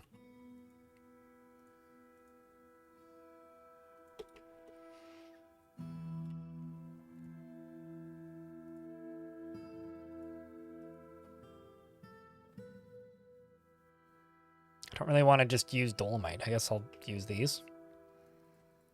We'll do that. I do have a singular woodcutter. Now I have 2. Started this game a few days ago. Your videos have been a huge help for you in figuring shit out. Happy to help, dude. Biggest Dwarf Fortress pet peeve is that you can't smooth mined stair tiles. You can build over them, though. So, like, I need to find one. Like this. Build stairs. Click where it starts. Go to the bottom. Click where it finishes. And then select your material. And then that will pave them. But I don't have any jet at this exact moment, so I don't really want to do that. Speaking of jet, I'm just going to start digging this out. Droven, thank you very much for the 30 months. Welcome back. It's good to have you.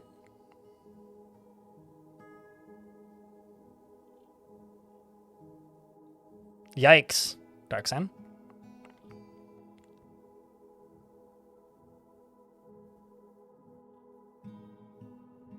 But you like the smooth cavern floor texture?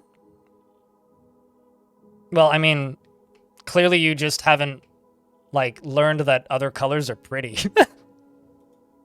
So, I can't help you there. To me, like, that's not even remotely a pet peeve because, like, if you are satisfied with just the base structures, I don't think I can help you. Because the base, like, cavern structure is so friggin' ugly to me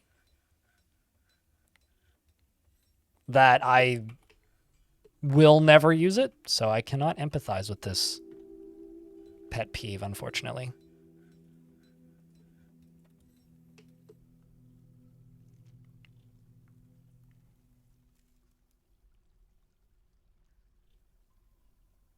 You only use 2 on your embarks. Why don't you mod the game so that they're all those colors?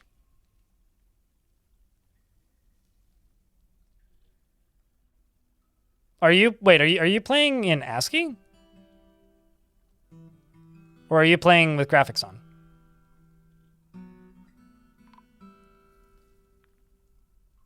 I mean, do you just need to change the tiles? Also, I wouldn't use those materials. At least I... You play a game very differently than I do, I guess.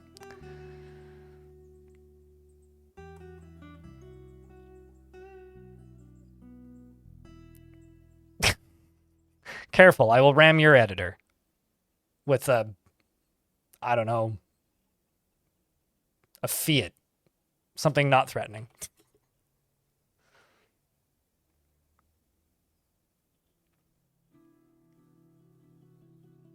Did you miss anything fun? There is a forgotten beast in the basement that could kill us all. I've got a bunch of dwarves in hospital, which I need to actually check what they still need tended to, because there was a fight that broke out.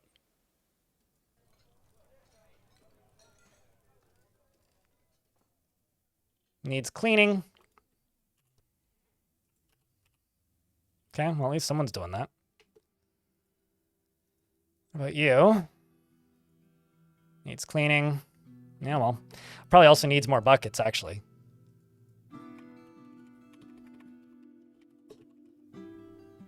Wooden bucket. Let's also do silver chain. And traction benches.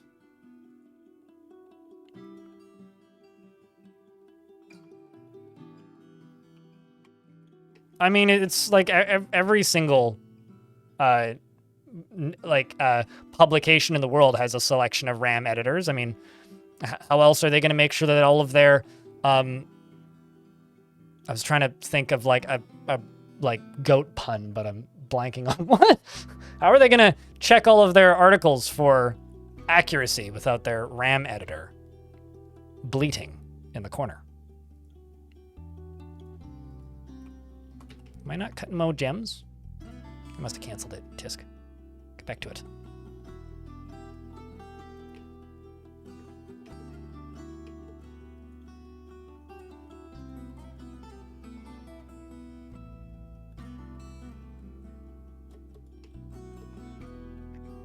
Yours are always cramped. In Advanced World Generation, there's an option called Cavern Openness.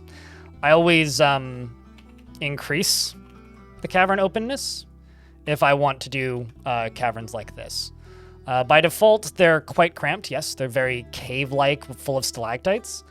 If you increase the cavern openness, you'll get more open caverns, but they will be more samey looking. So I usually put it at about 40% open, so that you still get like the areas that are more cramped and, like I said earlier, cave-like. But when you have a high openness setting, then, well, they're very wide and expansive. And I think they look really nice when they're wide and expansive.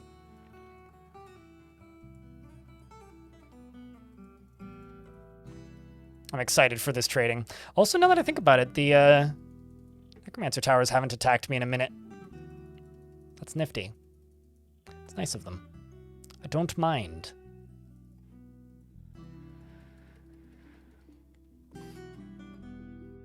I do have a tutorial for how to do that in my Advanced World Gen tutorials, but you will need to generate a new world.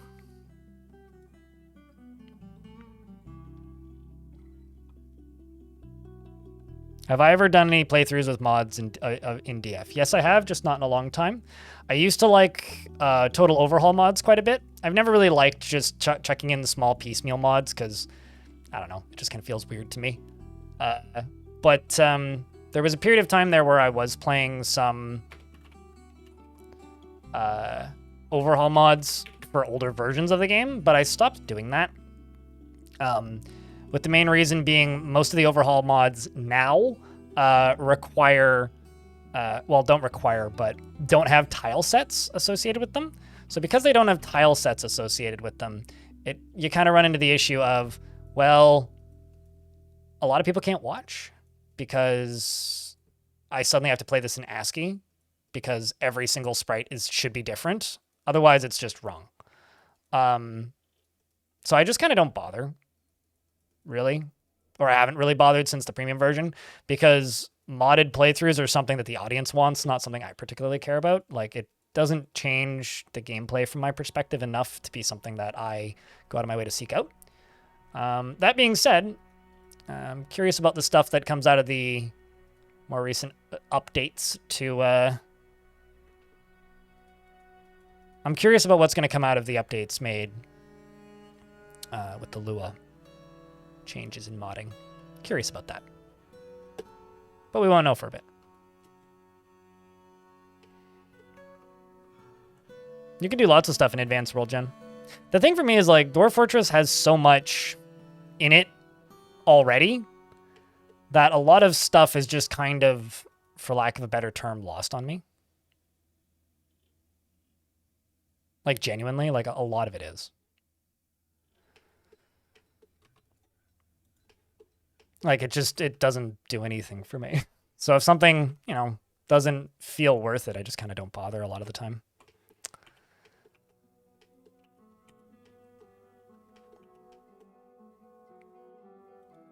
It's going to take a little bit.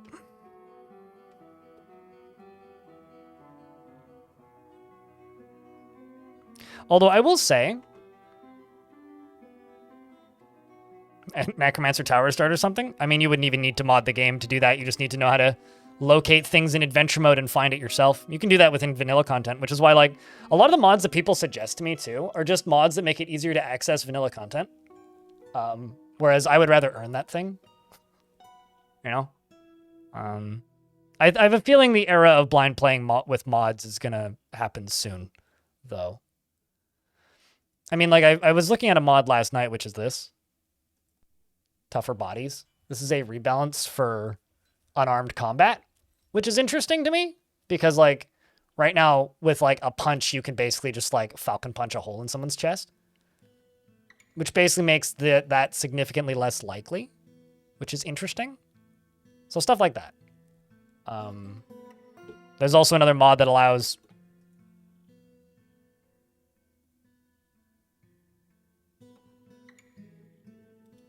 Excuse me?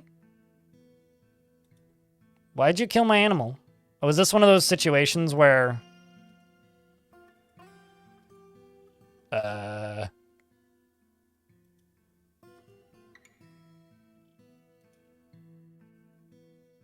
don't know why you're dead, but... Is this one of those situations where they're just going to kill my friendly animals when they arrive? I'm a little worried that's the case.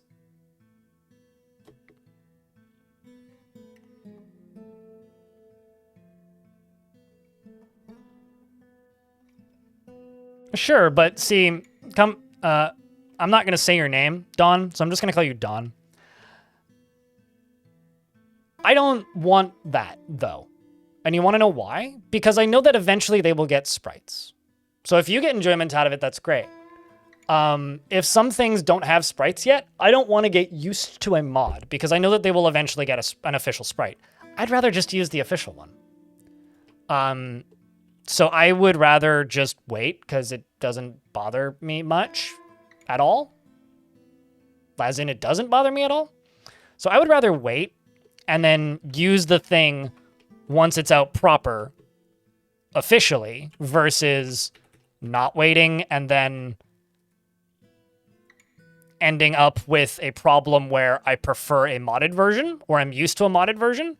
Because something that I see a lot happen to people is they will play a version of a game with a lot of mods, and then they'll get used to those mods, and then the game will add in a similar mechanic, and they'll be like, "Blah, blah, blah, blah, blah, blah, I already had the mod." I never want to be that guy, and I hate that guy. So because of that, like, if it's something that is going to get added to the game eventually, I'm fine. Especially if it's just aesthetic things, because you need to remember, I used to play this game in ASCII, right? So it sounds like you did too, based on that statement. So game doesn't need graphics. Whatever it has is a bonus.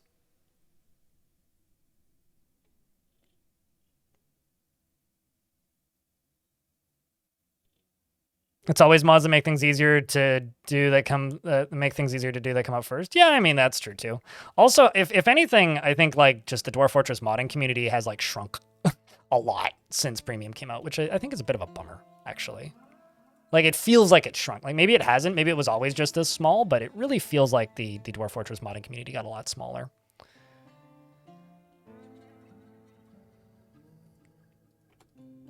All right, made a bunch more tombs. Now we can unpause.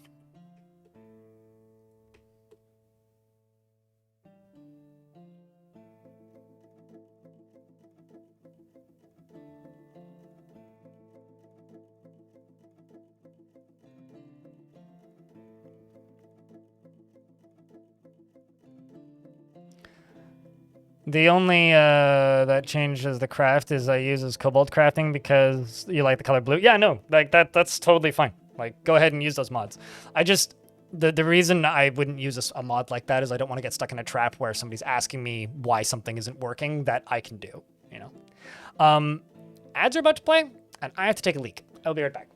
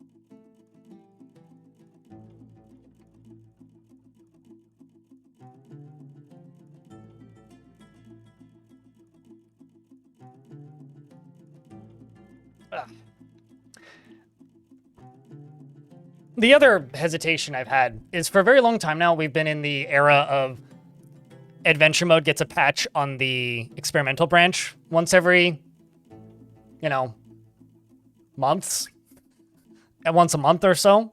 And because I've been playing on the experimental branch for so long, I didn't want to risk having an unstable world. So that's another thing that's like pushed me away from using a lot of mods for a while now, but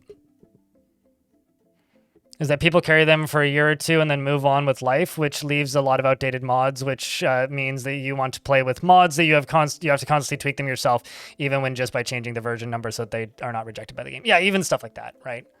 That is also definitely part of it. I'd be lying if it wasn't. I wonder, doubt I can butcher these because you're named. Also, we have a problem. I've got dwarves getting hungry and thirsty in the hospital and not getting tended to because they are getting taken care of. So what I need to do here is I need to go to orderlies, and everybody who's set to be in the hospital is going to be in orderlies, plus a few extras. I'm just going to remove their other tasks so they go tend to these dwarves in the hospital.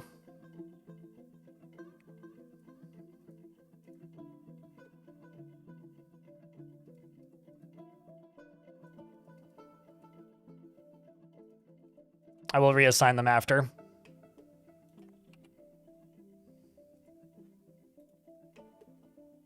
But I really need these patient tasks to be dealt with.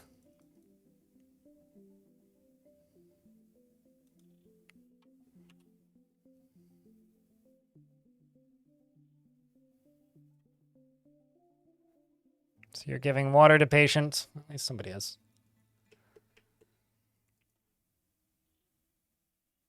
I don't even... Are you my... Oh. Ha! Okay. I know why that's set that way. It's from the olden days. That's also why we have no booze. That makes a lot of sense. A setting that I set when I had 10 dwarves, and now I have a lot more than 10 dwarves, is the current problem.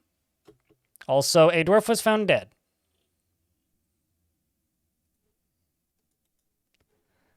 I don't know what's going on. It's got to be some sort of loyalty issues due to the wild animals that are certainly not supposed to be on my side, but are. It's got to be something to do with that. So if they end up not being keepable, that's unfortunate, but if I have to chain them up somewhere where the, you know, traders can't see them, it is what it is.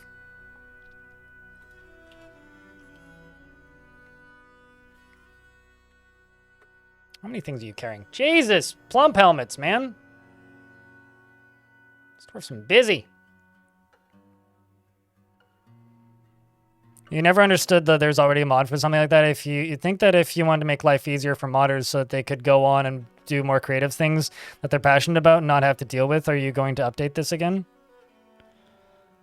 What? I mean, what do you mean by you never understood that mentality? Out of curiosity.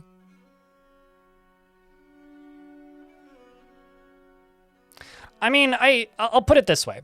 Like, my general mentality when it comes to mods in Dwarf Fortress, up until this point, has always been they change the flavor and change the variety.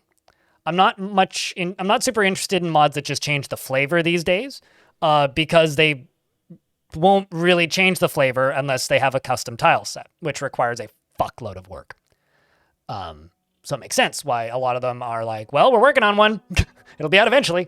Or they just released without one, which is totally fair. I'm not going to stream this game in ASCII permanent, like that just going forward. That's not going to happen because I like doing this for a living, and that makes it difficult for me to do this for a living if I'm streaming the game in ASCII. So because of that,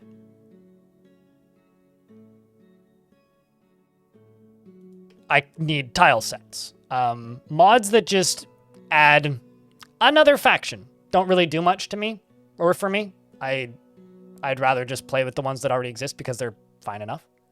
And I don't need more creatures. There's already too many.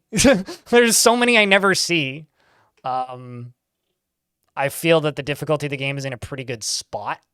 I'm really curious about that harder bodies mod, which I might use at some point just to test it because I'm curious about how that would work. But outside of that, really, I don't know. I'm just in a weird spot.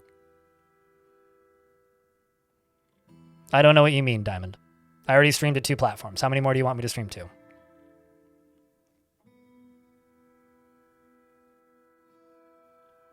I mean, I'll swap to ASCII when you ask me nicely, but I'm not going to play... I have zero reason or logical reason to just sit here and stream entirely in ASCII. If you ask me to swap to show something, sure. Maybe I'll play for a minute or two here and there, but I'm not going to do a full 10-hour stream of ASCII. Get on kick? Fuck that. Get the fuck out of here with that garbage, Ping Mightier. Take that trash-ass platform and leave. Disgusting. That's my genuine thoughts on kick. Even mentioning that shit in my chat is mildly offensive to me.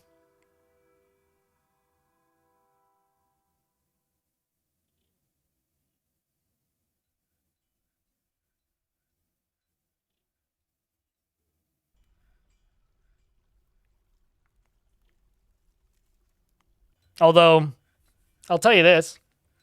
They did once offer me $20,000 a month to stream slots. It wasn't Kick, but it was their parent company.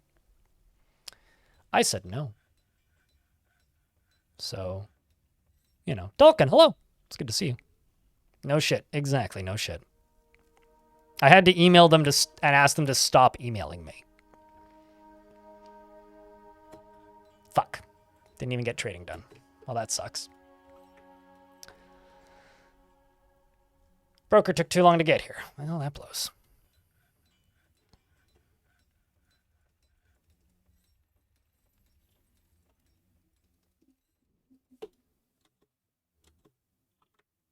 Although, granted, for a little bit of context, that was... Majority of the offers came in December 2022, January 2023, and March 2023. That offer, which I think was a total of 60 grand a month, it's like 20 grand a week, I think, was required 40 hours a month of gambling streams. And my response to that was just, fuck no. But the reason the number was so high was because that was when Dwarf Fortress launched. So I was getting all kinds of views at that point. Like I had an average CCV of like 800 or something on an average week, peaking at like 2,000 concurrent. So my views were a lot higher then. The last offer they gave me was about 15 grand a month, which is much more likely around what they would offer somebody like me now. Not to say that that's nothing. I mean, it's an order of magnitude smaller. But no, I wouldn't fucking take that deal. Hell no. No, they refund what you spend, general cascade. So the way those deals work is they give you an allowance to spend, which there's no way in hell you'd ever spend. Basically. And then you get to keep your winnings, is how those deals work. So they don't rig the odds in your favor, allegedly. You get an allowance to spend, and then they pay you to do it. It really shows just how much money they are printing with that nonsense. You would probably swallow your pride and do it? All right. You're not me.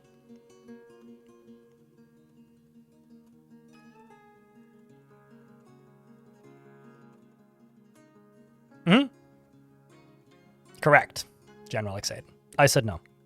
I'll be honest with you. Like, it pops into my mind, like, pretty consistently. Like, that is enough money that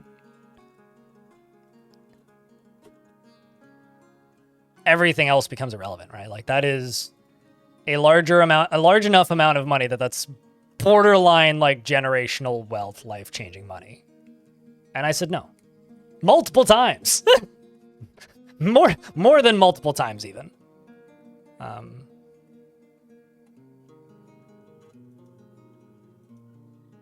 But I'm happy I said no.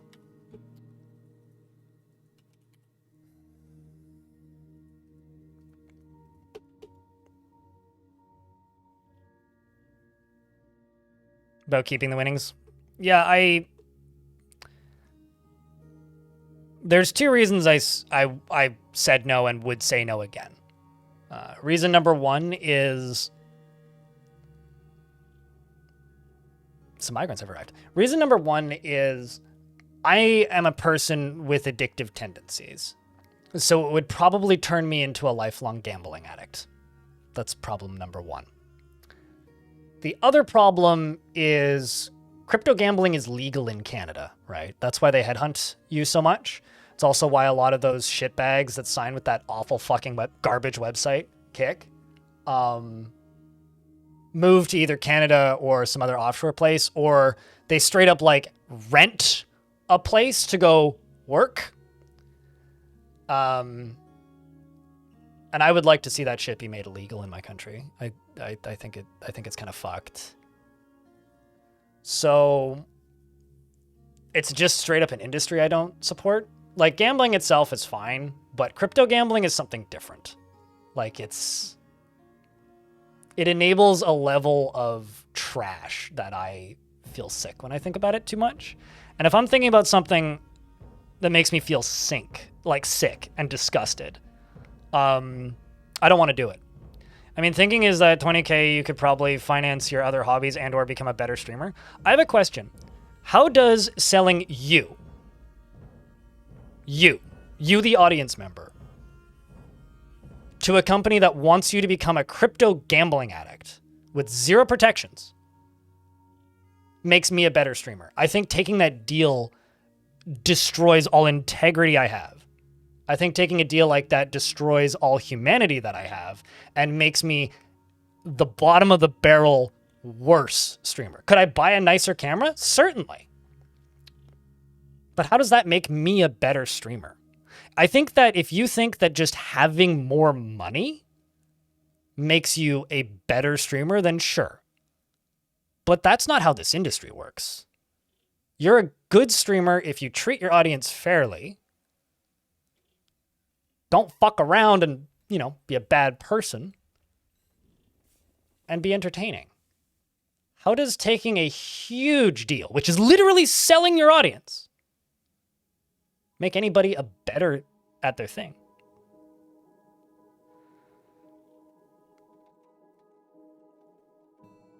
So you're saying that you think that crypto gambling isn't a direct scam then? Okay, well, we disagree on that. Heavily. I would never stream gambling. Period.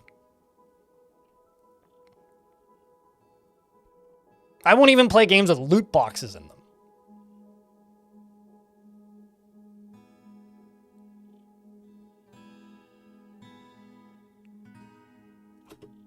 So I'm not sure why you are making us have this discussion, Darkson.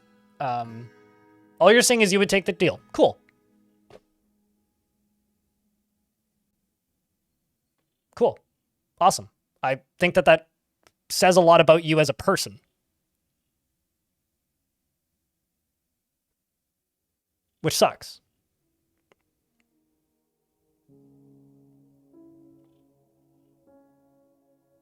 Crypt beer, thanks. Enemy, thanks for the 12th month. Welcome back, mate.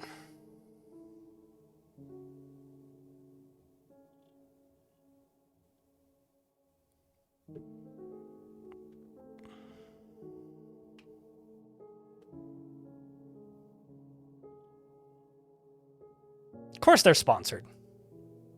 Of course they are. I mean, like, if somebody is streaming slots and gambling $5,000 to $6,000 a stream, they're getting their spendings refunded. That's how that works.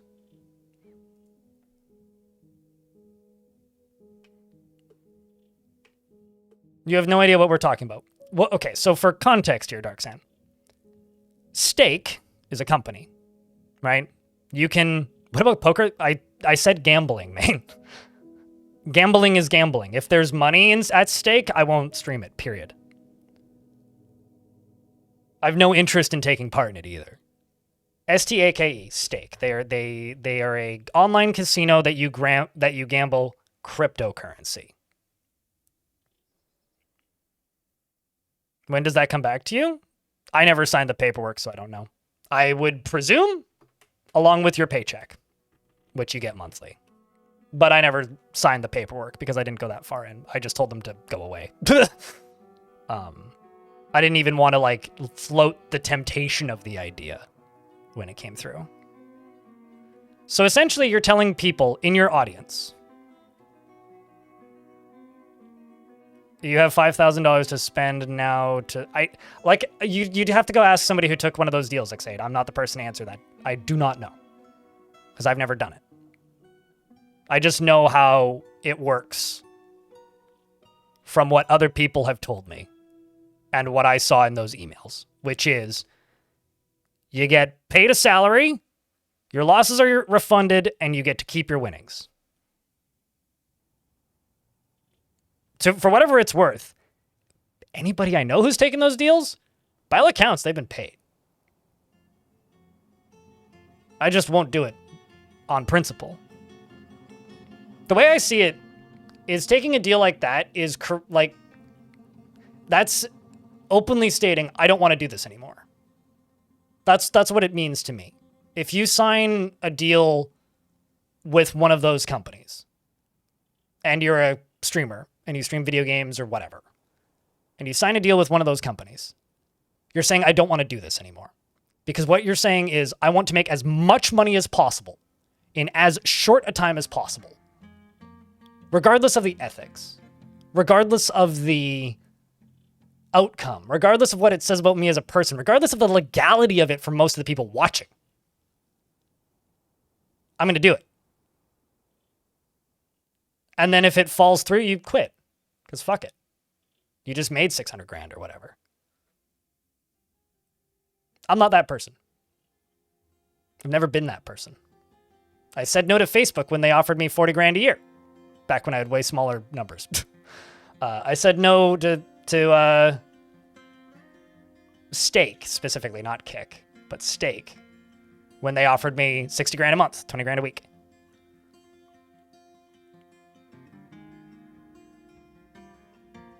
I'm still here.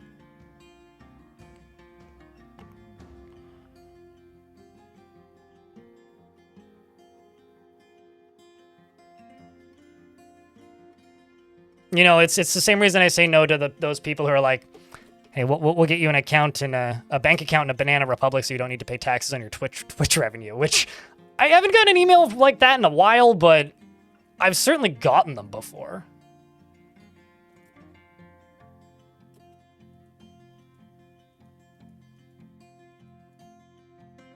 I always just like don't even think about it and just delete. No, well... So there is a dude who I'm not going to name because I don't want this conversation to go too deep. There is a dude who has streamed on multiple platforms over the years, including the green one. And this dude reportedly has had a $6 million a month deal with Stake since before Kick existed. So, and still has it. So for whatever it's worth, they'll pay you that as long as you get the numbers. But this is somebody with tens of thousands of concurrent viewers.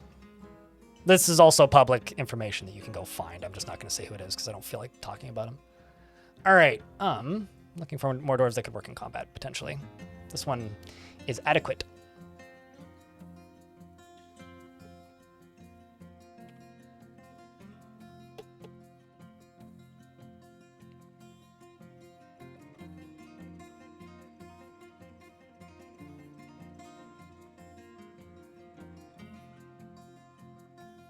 The hope is that your watchers pump several times more into their sites. I mean, if you've got 10,000 people watching, yeah, that's the idea. I don't know. At some point, like, someone needs to do, like, a psychoanalysis documentary of content creators taking deals like that. Although, is it really any different than just big business selling out with shitty ethics?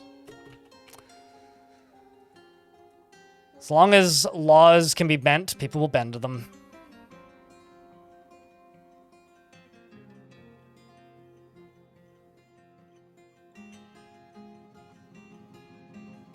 I have a genuine question for chat. This is a thing that Darkson says. I have seen many games which have some ways of gambling in them. That includes major MMORPGs. If I say no to them, I would run out of games to play soon. I just try not to gamble if I can avoid it. Do you genuinely believe that you would run out of video games?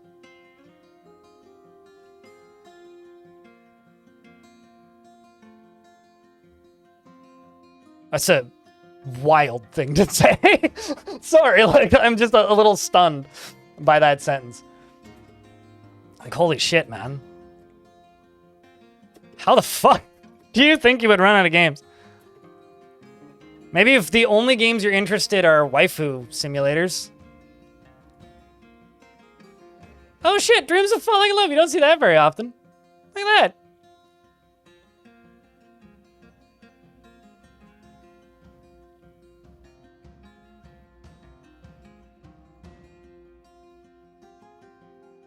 Well, maybe if the only games you like have gambling built in, mayhaps it is time to rethink why you like those games. Like, I've taken a pretty hardline stance on this over the years, which has made some people annoyed. I like how this hateful dwarf dreams of falling in love. That's funny.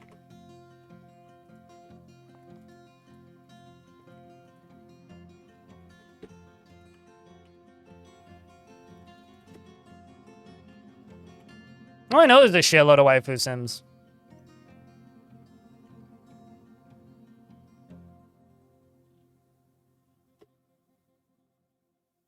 Are enemy drops in DF considered loot boxes? That's a stretch, man.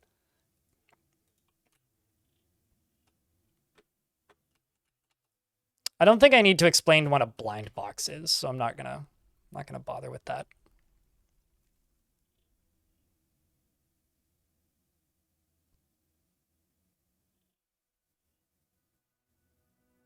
I'll also state that there's a pretty big difference between playing Genshin Impact and what this conversation was based on. This conversation started because I stated I was offered a deal to stream on a certain website. Well, not stream on Twitch, and which would have eventually turned into a certain website because you're not allowed to stream slots on Twitch anymore, or crypto slots specifically on Twitch anymore. I got offered a deal for a fuckload of money, and you said you'd take it. And now this has turned into video games that have gambling-ish mechanics in them. You do need to realize I don't play games with gambling-ish mechanics in them because I don't find them fun or rewarding. I find them frustrating. So loot boxes. I find that shit very frustrating. Very frustrating. I don't like it. There's an order of magnitude difference between playing Fortnite, which I presume has does Fortnite have loot boxes in it? I don't actually know. To playing League of Legends, which has gacha mechanics in it, right? And streaming crypto slots to an audience of potentially thousands. Even Del E gives me a bunch of quality AI art with symbols of the gods that the believers wear crypt are. Like, you need to realize, like, that's what I'm talking about. And the reason I didn't and will never take a deal like that is because y'all ain't for sale to loan sharks that want you to gamble your cryptocurrency. The very concept of taking that deal is fucked up to me. And I'm going to drop the subject now. Cheers, Cossack. Thanks for the 19th month. Welcome back. Appreciate you, mate. I hope that your D&D stuff is going well. Luigi Poker. Now we're talking.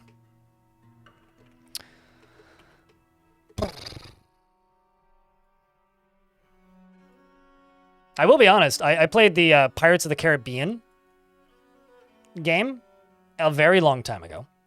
And it had a poker minigame. Which allowed you to win in-game gold, which could be spent on skill points in the game. And I hated that game so much that I played about 10 hours of the poker minigame until I won enough gold so that I could just max out my character and just steamroll the rest of the game, which I did. And I did. I would say don't buy crypto, but I mean, you live your life. Greg, and then some. What kind of dwarf would you want? I mean, you did redeem it, so obviously you're allowed a dwarf. I saw it. That's part of the reason I said I'm going to change the subject now. I was just stuck and not even playing the game anymore. Which is never a great spot to be in. I'm going to make a little dormitory down here.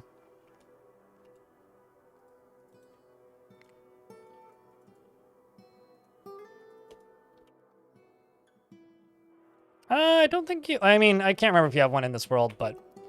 You've had one in this world, but you can have one in this fort, because you don't have one in this fort. I'll just add a number to your name if another dwarf with the same name shows up.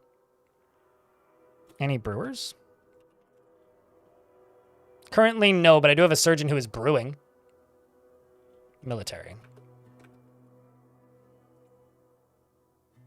Imush and Solon down at the bottom are available. Or this dwarf.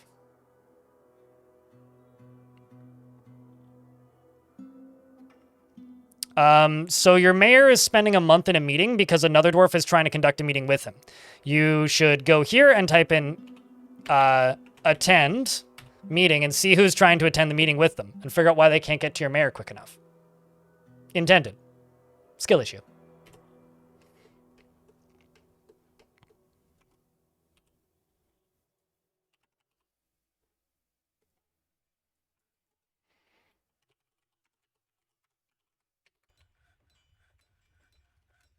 Greg, and then some, is incurious and never seeks out knowledge, information to satisfy himself. He is grounded in reality, and he is somewhat uncomfortable around those that appear unusual, or live differently from himself. He can easily fall in love or develop positive feelings, and he tries to get things done correctly. He is pleased by his own appearance and... Sorry, I have to pause game. He is grounded in reality, and he is somewhat uncomfortable around those that appear unusual or live differently from himself. You'll love the amethyst people. He doesn't try to get things done perfectly, is slow to trust others, and is pleased by his own appearance and talents. He enjoys the company of others and occasionally overindulges. He has a calm demeanor, and he doesn't focus on material goods. He values artwork, and it finds introspection to be a waste of time. He likes calcite and steel, as well as jelly opal and jute fabric and the color pale taupe.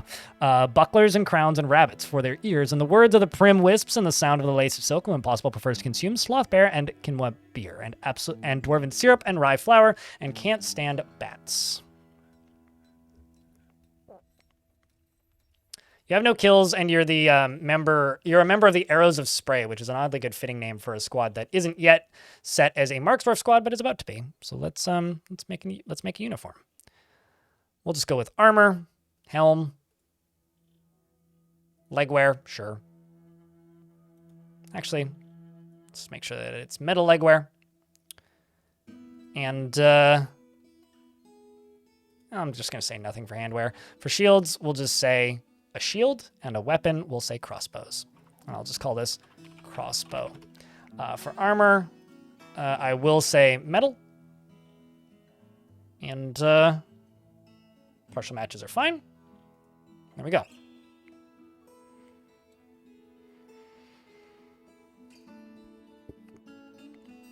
That every dwarf has a 1 in 100% chance to at dawn to enter a Fey mood? At dawn. You realize that a day is like 8 seconds, right? So you'd have like 2 per month. They would be constant. I've never managed to get sunlight down into the circus. I presume that like if you were able to get mud and sunlight down there, stuff would grow. But I don't think it does anything, no. Unless you mean like the creatures that come out of the circus, in which case they're just creatures, they're fine.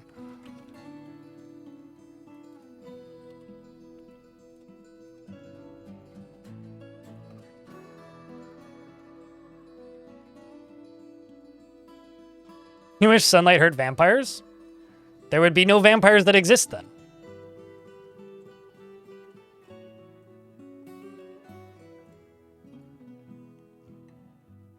Because how would they make it to your fortress? They would not get into your fortress before bursting into flames. Because a day and night cycle is like less than 20 seconds. So unless your fortress just happens to be really close to the edge of the map where they happen to walk into your fortress, they'd just be randomly combusting all the time. Or taking whatever damage they take from the sun. In your headcanon, dwarves, vamps trampled by night. Yeah, but they wouldn't function at all in fortress mode if they did that.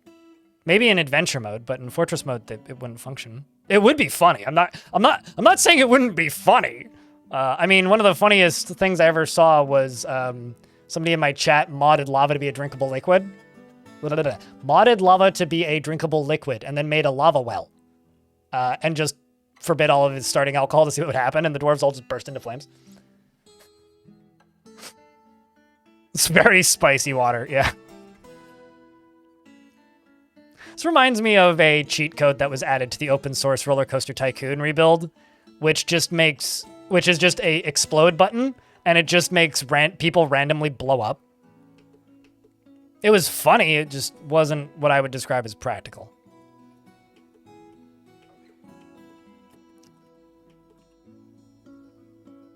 Quite the opposite, actually.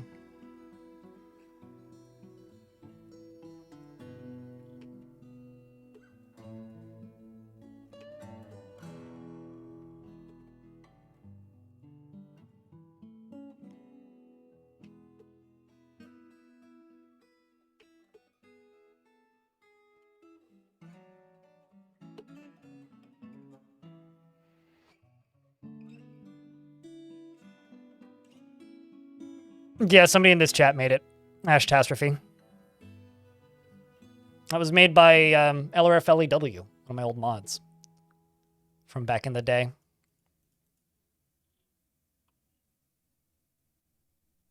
No, he made the dwarves drink it and then laughed for a minute and then like reset the raws to work as they're intended because he was curious.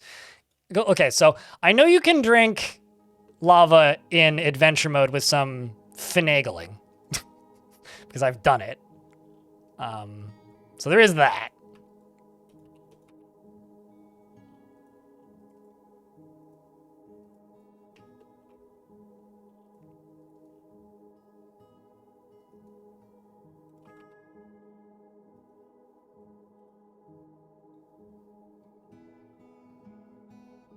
Yeah, this channel has a lot of connective history to the OG Roller Coaster Tycoon as well as the modding scene.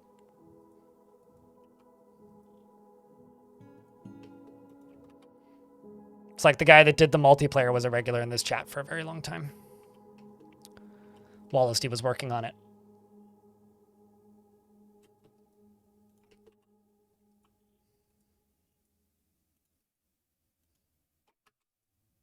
Okay.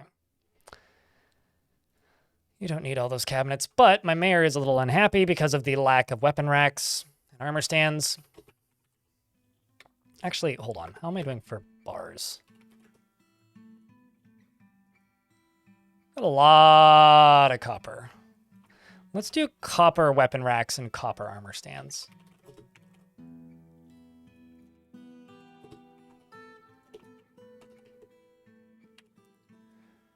And I will increase these numbers to 20.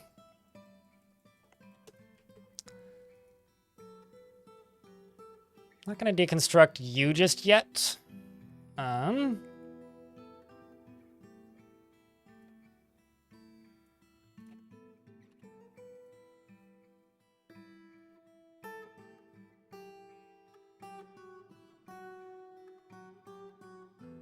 going to add lava to my ooze. Yeah. I mean, it was just, if I remember correctly, it was literally just the person who made that mod wanted to see what would happen and if, like, ingested high temp things would cause things to combust. It was literally all he was trying to test. I don't think he really thought about it that much. It was very much a, hey, I wonder what would happen if. He was too busy wondering if he could to figure out if he should kind of deal.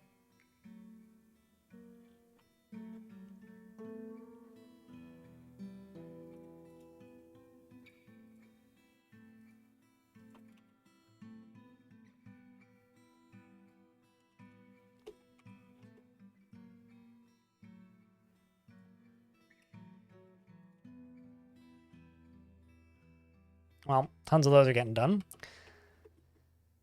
These over here are pathetically underbuilt. I think I'm just going to speed the process of making some bedrooms up by making some underground bedrooms. I do really like this style of bedroom anyway, so that's a bonus.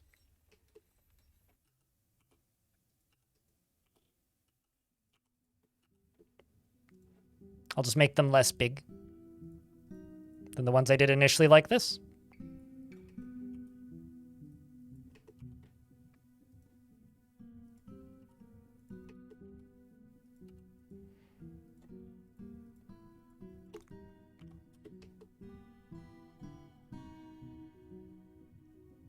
The Ring is indeed a movie of all time. The Ring is one of those few movies that I'm too scared to watch. What's funny is, like, I like movies like that, but there's something about that particular brand of horror that I'm kind of cautious to try.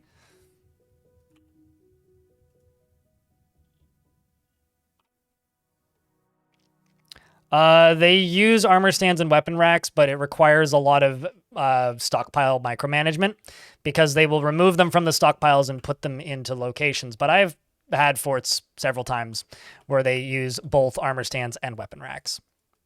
You can make them work, but basically what happens is they remove items from them and then go put them elsewhere, basically.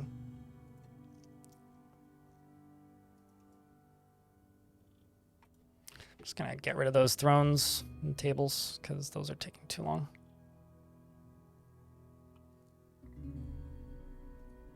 These are almost done anyway. It's the Grudge. Oh, I feel the same way about the Grudge. For a while there, I used to be pretty good at doing the Grudge sounds, but I practiced in a long time. I used to do it to freak my sister out. Because, you know, I was a brother and I did that. I guess still am.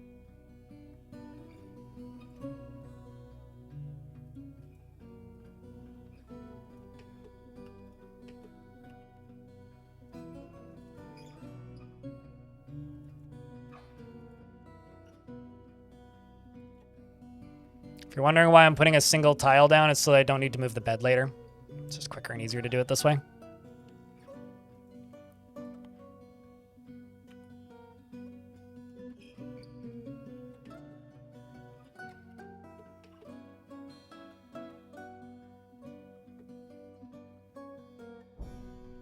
Is to be able to have your dwarves fill a pond with booze. Booze fountain sounds very dwarfy. Yeah, that's one of those things that's not even possible right now, to my knowledge, without fully replacing one of the two liquids, because the two liquids are hard-coded. So if something is hard-coded, you literally can't change it without changing it for the entirety of the game. And I'm pretty sure that's one of those things that, like, it is not / has never been moddable.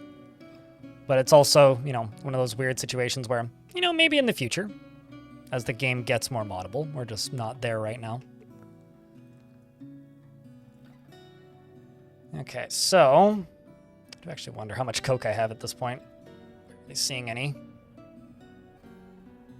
Mostly just melting stuff. Also have tons of random ash. Kind of amazed I'm still making ash.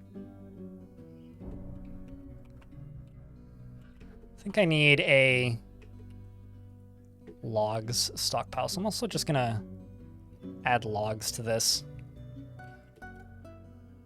Because might as well. It's easy enough.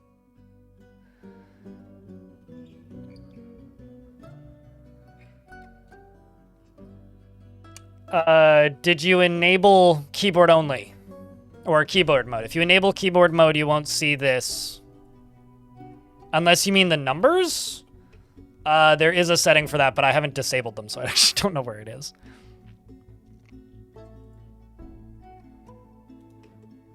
I'm also just going to dig out another space right here, which is going to be pre-planned for Captain of the Guard, basically.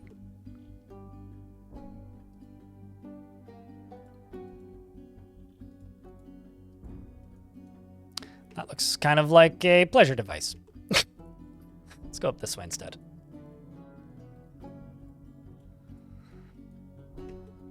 A little better. Sorry, but that shit is funny. I'll be honest with you. I think most of my fear of The Grudge specifically comes from childhood. Because things are all scarier when you're a kid, right? And The Grudge was definitely a movie that I saw chunks of as a little kid that I thought was terrifying. That as an adult, yeah, I'd probably find it funny. I just never bothered at this point.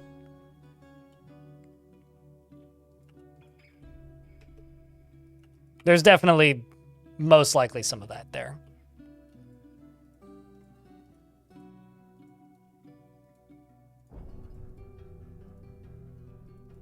Oops.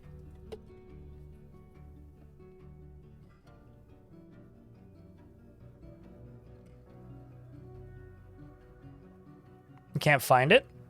Does anybody know where that setting is? Because I know they added a setting that you can enable and disable it. Actually, question, are you in-game? Some settings are only surfaced whilst in-game, like with a fort loaded and not on the main menu. So if you're on the main menu, I would load a fort and see if you can find it. But I know enabling keyboard mode makes that vanish a good chunk of the time. But that's the closest thing I can think of.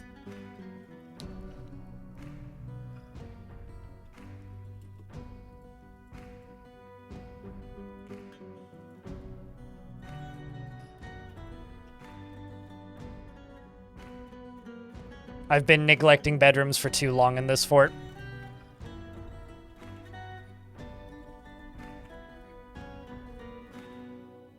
So we're gonna spend a bunch of time, I think, queuing these up. And once I'm done queuing some of these up, I'm going to go build a Dwarf training area.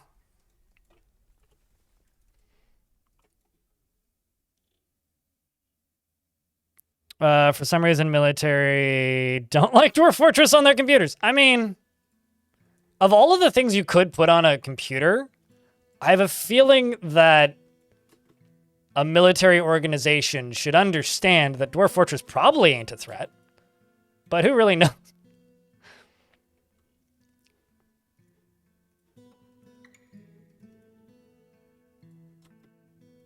Also, this seems like a problem.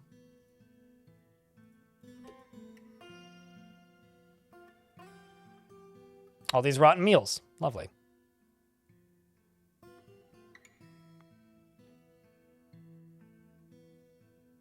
Those will all get stuck in the trash room.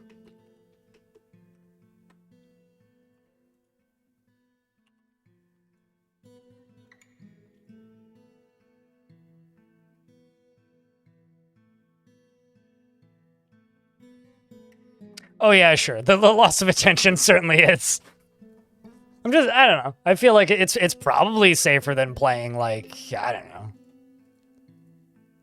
You know, a game with an always online internet connection. But yeah, no, probably also bad idea to play a game at work regardless of what you do for work.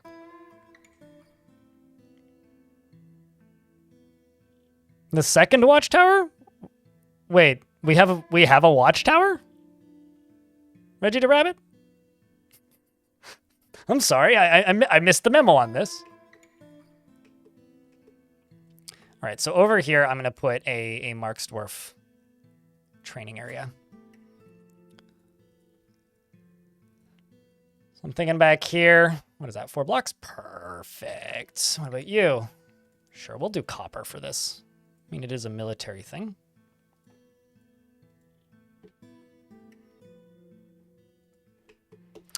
So I'm kind of thinking, because this is going to be the front door, I could just make a shooty tower spot right there, which should be pretty efficient. I'd also like to dig this down right here. Dig over to there, and dig one up right there. So I like doing these this way. I think they look nice. I also have another artifact beginning. It is a metalsmith, and Andre seems to have claimed it, who's an armorer. So it's going to be some sort of arms related. It's definitely going to have all kinds of arms and legs on it. Best of luck to that dwarf. I'm also going to go over to here. I'm going to say weapon rack. And armor stand. I think it's just one, right? For the mayor? Yep. Oh, and you want low boots. Copper low boots. Because I know I'm going to have a surplus of copper.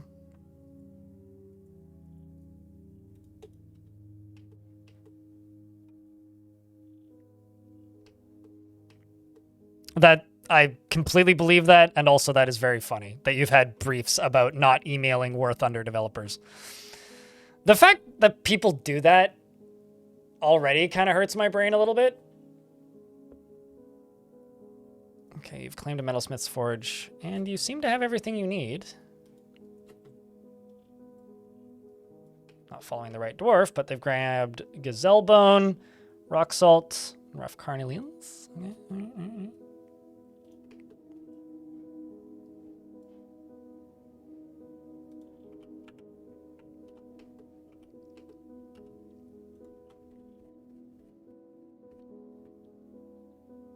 Love when some noble wants things that I already make, and I have a baron who loves doors, and you're like, I got you.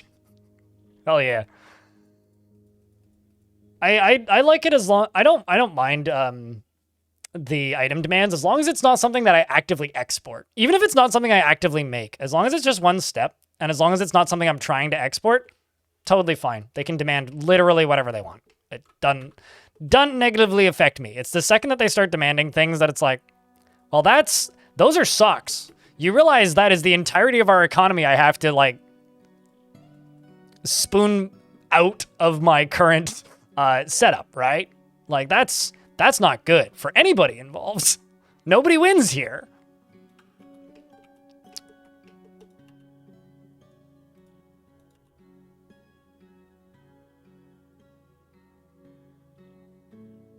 With Personal having to explain what Naruto running was, I recall the Naruto running, but I don't remember that meme. God, the whole Area 51 thing is just goofy as hell. Genuinely goofy as hell.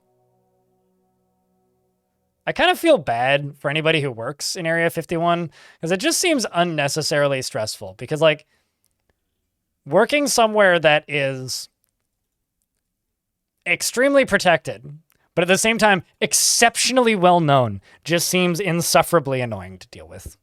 Orc with Bow, hello. It's good to see you. Except for those people who work at the Ailey Inn, or whatever that bed and breakfast place up the street is called.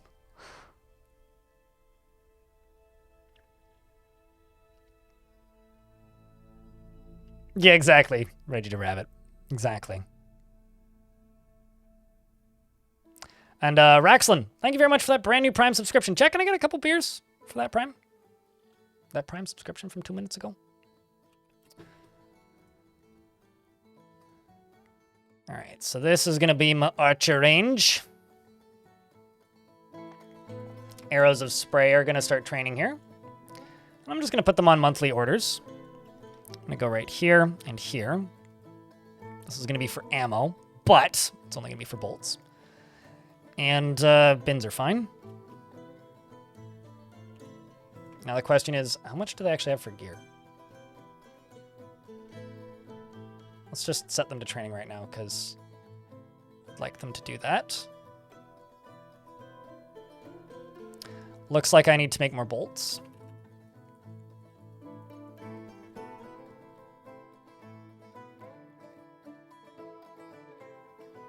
So I have graphite bars and basalt bars.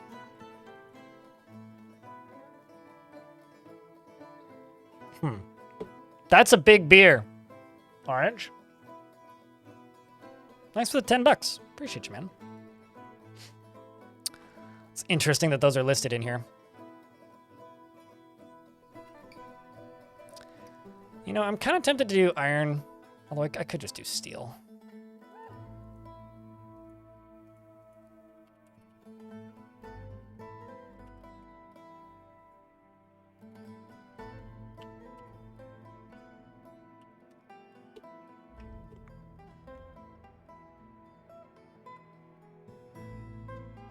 Or what the palace is made from? The palace is... Oh, actually, you're not wrong. Those probably are the bars in the palace, yeah. Yeah, these. Correct, yeah. It is those. It's the fact that this one has Slade mechanisms. Man, I wish that that was a Slade bar. Could you imagine?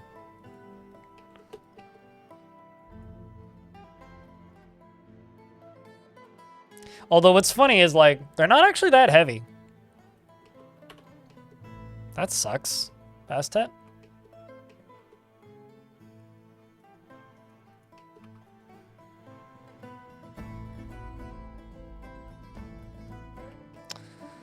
Alright, well, this down here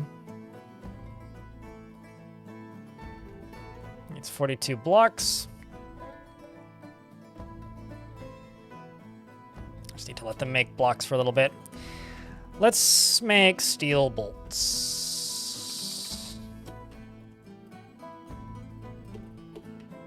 Ponce, thanks for the raid. What's up, dude? You guys don't know Ponce, friend of the channel. Friend of mine. And content creation OG. He's been doing this for too long. Similars to me in many ways. Chat, can I get a round of beers for the raiders? Don't drown them, please. What were you up to today, mate? Still mon hunting? Or are you doing something else?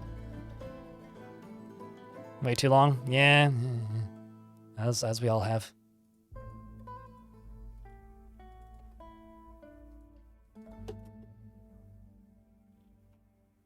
Monster Hunter just like everyone else? Well, not like everyone else. Uh-oh. I am now the hunted by the monsters.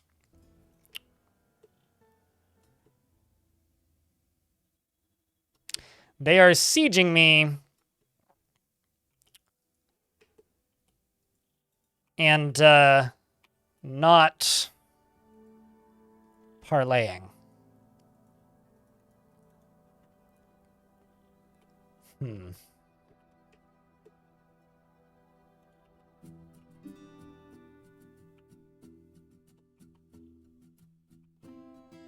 So the only way to deal with this, depending on who is here, I could potentially fight them.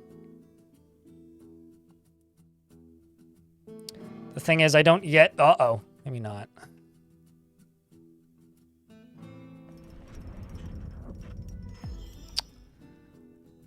Andre, the armorer, has created a Doladoram,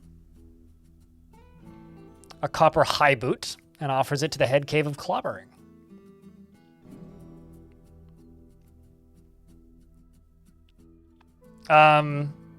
Is conquering all the sites on the map a realistic goal? Highly depends on the map. A pocket world, sure. Medium or large world? To give you an idea, a couple forts ago, there was a location with 3,000 goblins in it. I took it over with 5 squads that were almost entirely legendary by the end of it. They were also vampires.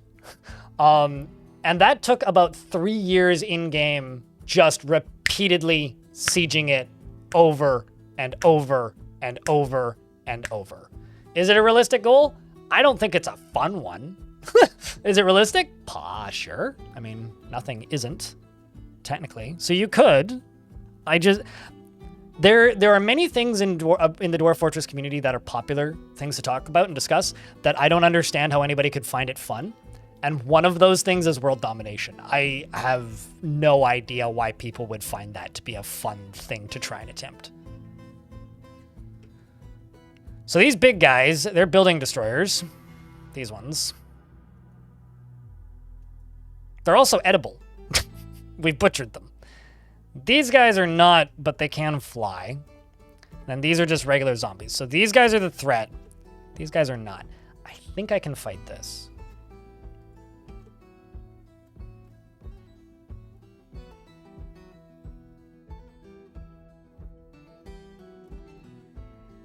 Well, you don't need... I have a question. What do you mean by efficient, Reggie the Rabbit? Because I do basically nothing efficiently.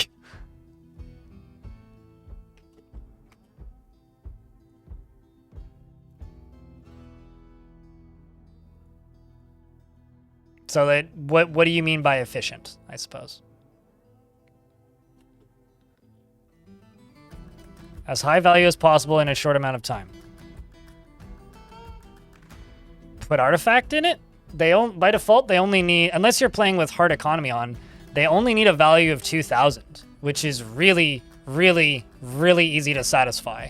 Like, that's like a gem window in some cases. Or like 2 gold statues.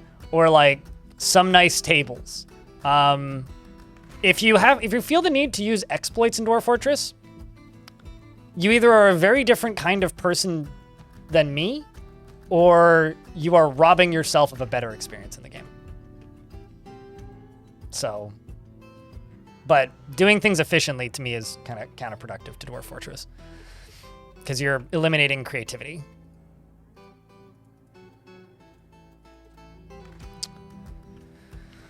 Good engraver. Yeah, having 1 legendary engraver will do her. So, I don't know. I feel like we play the game pretty differently, but... Also gotta go up here and lock this. Okay, so this should be shut.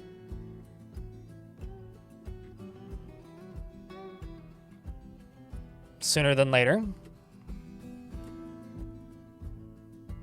Who's pulling this lever? Where are you? Why are you like it? Okay. Fine.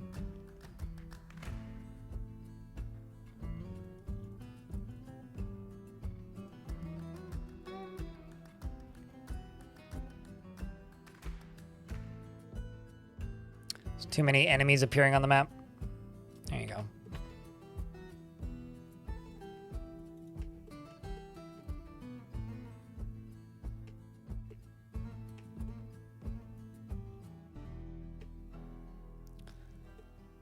So I'm curious if they're still going to do the human sieging tactic.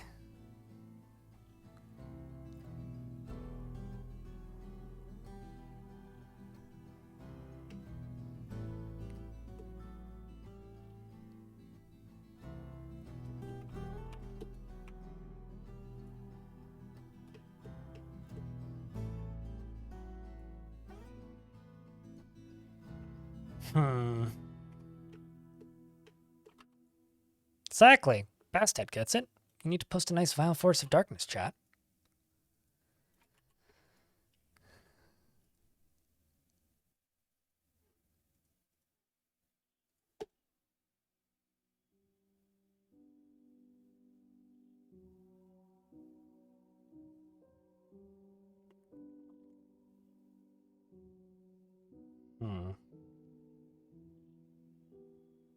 Also, what's up, Jake? Love your videos, man. You've only been playing this game for a couple of months, and with your videos helping a lot, you're just enjoying the content, and which is the real reason is I had if you own a bird of prey and you leave them free to roam, they'll explore the caverns completely and you can just destroy the trading post to obtain everything with them. Both of these things are true, yeah. But here's the thing. If you destroy a trading post while the person is still there, all that faction will consider that unpaid goods, which will go against your reputation with the faction, which will eventually cause them to go to war with you. So you're not getting it for free. You are getting it, sure. You can also just click the seize button.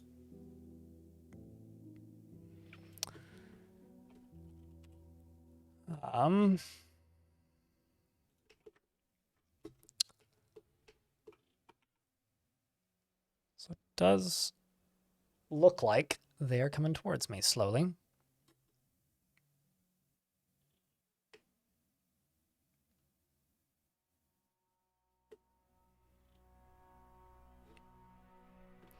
You're upset Windows updated while you're in the middle of doing a D&D map and making the reset all your progress, and now you want to burn Microsoft? Well, uninstall Windows and install Linux. Problem solved.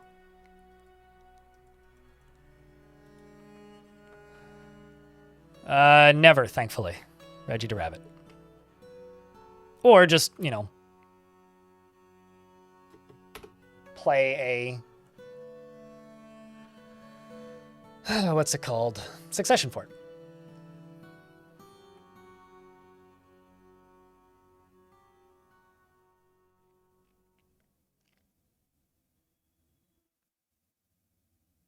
What problems exactly, Ping My Dear? You know, it's really funny to me because as somebody who doesn't play multiplayer games, Linux has had largely zero issues. There was like one issue with audio out the gate, and I haven't had a problem since. I actively had more issues with using Windows 10 and 11 on like a weekly basis than I've had with Linux. So I don't know what these issues are that you speak of, but I'll let you know when I find them.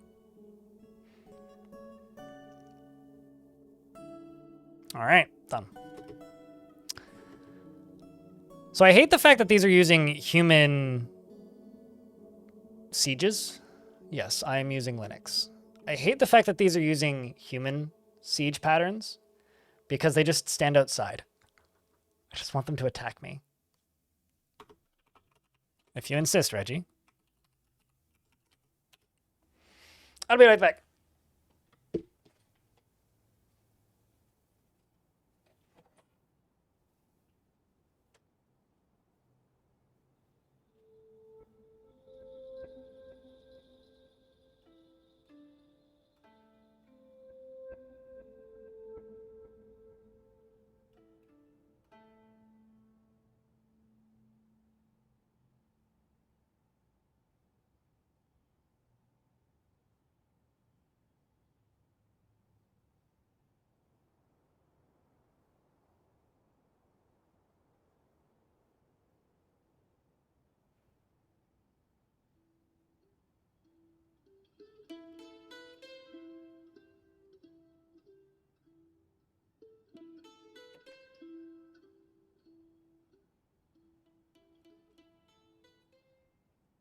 Yeah.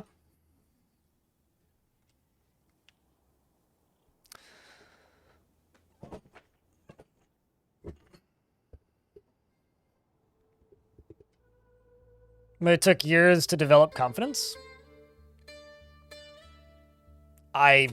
You know, honestly, as somebody who uses Linux these days, I'm not tech savvy, but I'm not going to say I'm particularly tech savvy. I think people who go on about it being like full of issues are kind of nuts. Because like I genuinely had more issues using Microsoft operating systems over the last several years than I have. Like, to give you an idea, once a week, maybe twice a week, sometimes more, Windows would reset my audio settings.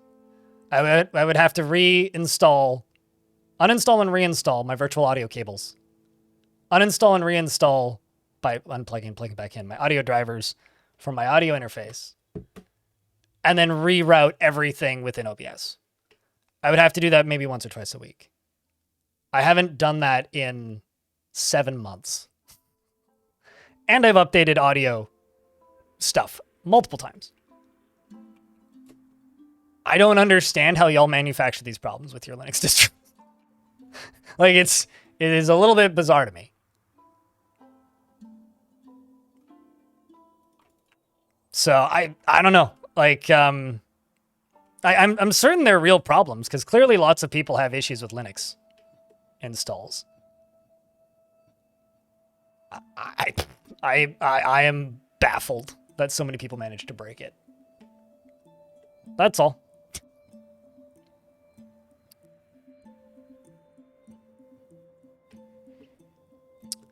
All right, so I need to send the military up here. Let's just forbid all these.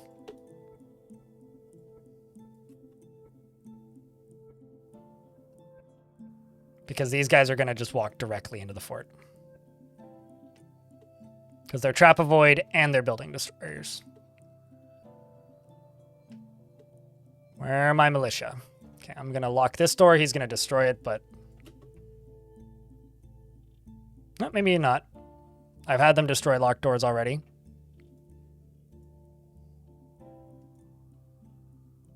Just trying to wait for my military to get up here. That was a Mark's Dwarf, but not what I'm waiting for.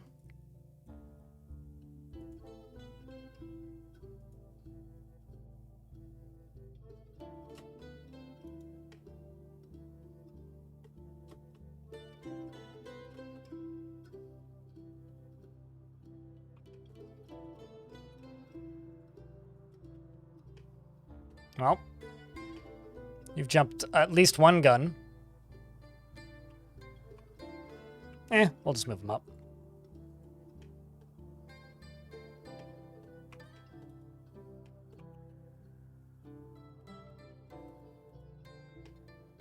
I feel like they should turn around. Here they come. Well, wish our dwarves luck, chat. So this Shetba is a very large feathered primate. It has large mandibles and dark olive feathers that are patchy. This night creature was first created by the human necromancer Luki. Or some necromancer experiments. Well, they're not a building. Only buildings are toppleable. I do have one recruit in the middle of this. She's going to have a hard time. There's also a bird killer up at the front there. But I do have some more talented dwarves, including Radisaurus and this dwarf back here, and this dwarf who's a spearmaster, and then the ones that are missing, mysteriously. What are you doing? I mean, I get it. You want to yell at the mayor, but why? Why right now? Anyway, how about you? You're trying to station. Ah, I see. You've got a crutch in one hand. Well, that'll be fine, right? I should have checked this beforehand. But now that we're in the fight, the dwarves begin by whacking the beasties real hard with their bonk sticks, and they seem to be going down pretty quick, for the most part. At least one of them did. The Mark's Dwarf bashes the monster in the front foot with her iron warhammer, bruising the skin. One of my recruits were knocked unconscious and almost immediately died. I think that's a dead recruit there. Yep, that is the dead corpse of Imush. Well, and now we get the notification of the dwarves realizing that that dwarf is dead. And we've got another one coming around the corner. Bird killer here seems to be doing all right, all things considered. Is doing an okay job slashing up these critters. In fact, I'm pretty sure has already leveled up twice in swords and is currently just stabbing repeatedly. Well, here's the thing. There isn't a sprite for primate, right? So if there was a sprite for primate, we might have a more accurate representation of one, but Birdkiller says, I've improved my sword. I'm very satisfied. If you survive this trial by fire here, Birdkiller, you are a very skilled little dwarf. So now we've got this thing coming in, which is the Knight's Dog. These are also edible. or we butchered them last time. These are scaly scorpions. They've got 4 stubby horns and ash gray scales, which are oval-shaped and set far apart. This night creature was first created by another human necromancer. But these ones are the bigger threats. I mean, their bodies are quite heavy. They're like a small forgotten beast, basically. We've got this dwarf back here. We've got you lining up very handedly right next to them as well. Also, you've got many kills, so you're doing just fine. Moving through the next in the line of fancy creatures. The next one falls. Small guy falls real quickly. The dwarves continue to move forward, and another one falls. And Esmil the miner's been found dead, which is not too surprising when you realize where they were. And my captain is still trying to yell at the mayor, and the mayor is taking a nap. Thankfully, over here, the soldiers immediately unexist the next one in the line. In fact, you've killed 2 now, which is 3 now, actually. There you go, bird killer. A true talent. Although you are an adequate fighter, which is all of your advances here. All right. So they've now powered through all of that. I'm going to tell them, this is going to be a bit of a risk. I'm going to tell them to go station right here. They're probably going to start vomiting. But these guys are not super strong because they're pretty small. And then there's also these guys en route there. So let's see how they do. The one up front is this here dwarf who's got a hammer. He just grabbed like what was available on the way up. And is now fighting with this guy. Uh-oh. And this guy. So the Knight's Dog and the other Folly. We've got Bird Killer coming up and over the cliff. The Knight's Fog look like little T-Rexes, which are kind of adorable. And they are... they have they're worms, which are like a dragon derivative. But Bird Killer right here, certainly doing well so far. Down here, it seems like Solon is stunned because got collided with. Where's the rest of the militia? Well, there's one right here. I'm actually going to tell them to station right here so that they don't end up running in the wrong direction too far. Ozathinium is also fighting and doing quite well. Really wants to pray. Zalvi would like a dwarf. I'll get you named after here. It appears that Bird Killer may have met their match. And things are starting to go a little bad for Bird Killer. Rest in peace is Bird Killer, who was definitely an early hero. They really need to gang up on these things because when they begin to group up on the dwarves, they start to have a tough time. Bird Killer has been found dead, so rest in peace, Bird Killer. It seems that the very, well, I guess now injured Hammer Dwarf, Solon here, did quite well considering he was virtually unarmored. The siege is still going, so I'm going to redirect them to over here now, which is where the next major threat is, which they're now heading in the direction of. I just saw a dwarf shooting north. Where? Oh, I see, zombie. Down here, we've got Oz, who is tired, fending off another zombie, with kind of lacking in backup, but here comes backup. Amethyst is coming up alongside of Mountain Dew on the rocks. As long as they come in mostly one at a time, the dwarf should be fine. We do have one overexerted dwarf, which is never good. Overexertion mostly comes from running, but as long as you have backup, you should be fine. Up here in the main fighting area, we've got Zinang, who is doing her best to fend off the enemy soldiers, and another dwarf has fallen, which was Amethyst. No!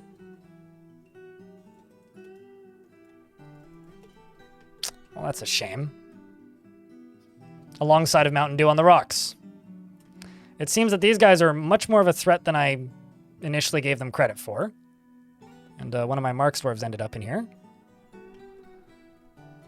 The few remaining dwarves are continuing to fight. I have lost 1, 2, 3, 4, 5 different dwarves from this squad. Seems that Zenang here is getting a little tired, but is continuing to fight alongside of Bambul. Freeways. He's a little thirsty. Could use a drink, but is fighting off the zombies as best they can. They seem to be coming in a rather swift fashion now, in bigger crews, which maybe will equal a martial trance, which would be very, very helpful. Up front, Zenang, the Coal of Culminating, is continuing to duel through. Has actually had to drop her spear due to exhaustion. She fell rather suddenly. The Militia Commander bashes the human, misses? I'm not even sure what hit her. Wow.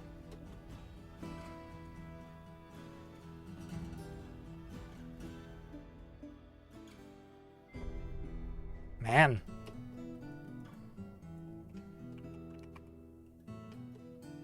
Back here, we do have Ratosaurus, who hasn't quite exited just yet.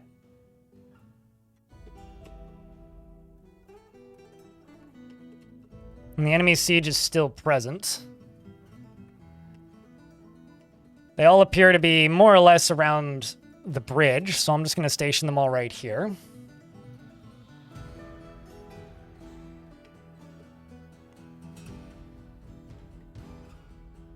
It's also a very easy drink to mix.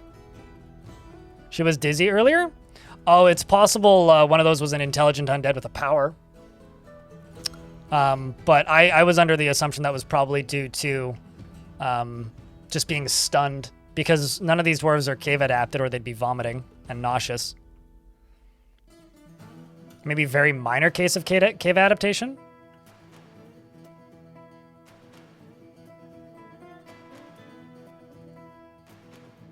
But overexertion is a really big negative. I need to make these dwarves flasks.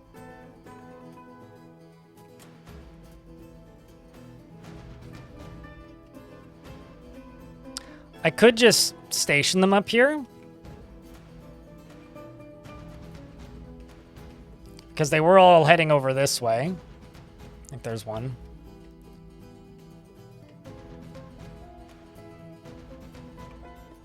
Also going to go up to here and claim all of this, because that's all in the burrow. So we'll let them refill these.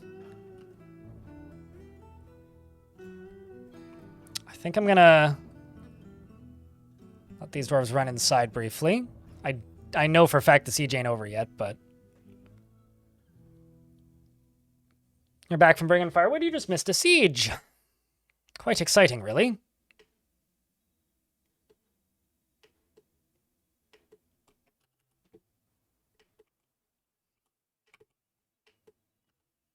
Okay, so here comes a zombie.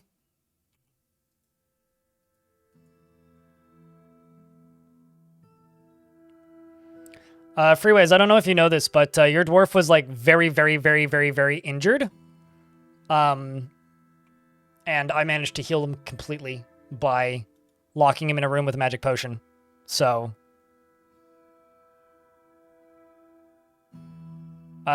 is that not what we've been doing for the last couple minutes, Reggie?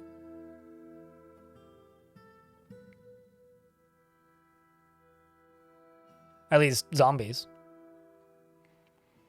More like re-killing people.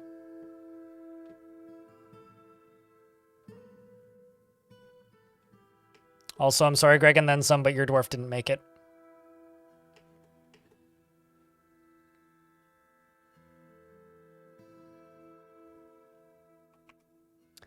Although I may have to throw another dwarf in there, actually. Foxrot seems like he needs the assistance.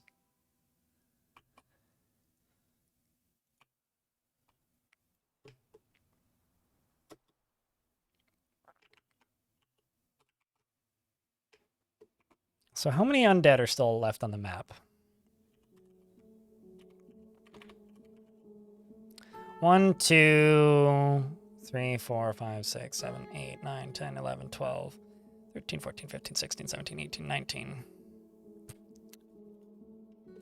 Most of them appear to be out here.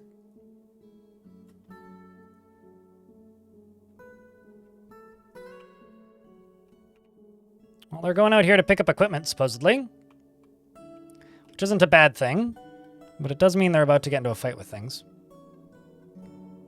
Fortunately, because they're set to train, they will fight as they encounter stuff, so I didn't even need to tell them to come back up, because they're just going to go fight. They move forwards through more zombies. Uh-oh. There's the crowd. This will probably end the siege. Ideally. This one's a little tougher. You're stressed. You're stressed, but they both got over their tiredness, which is good.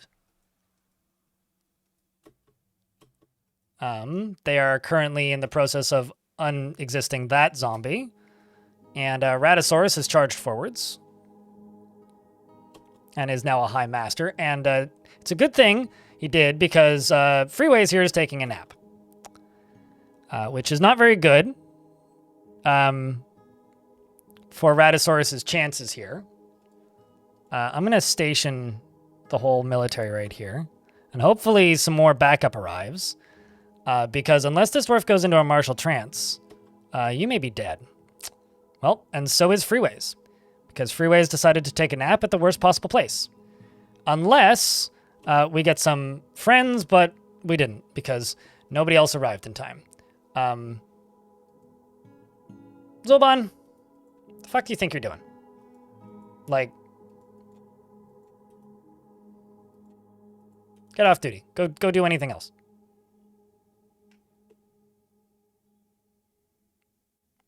So, chat, can I get a round of Fs? For my very, very stupid militia commander, who didn't deserve the potion I gave him. You will, in fact, get the dwarf after the situation is done, but you don't really want a dwarf during a siege, because you don't want a dwarf that gets named and then immediately dies. Bring out your dead!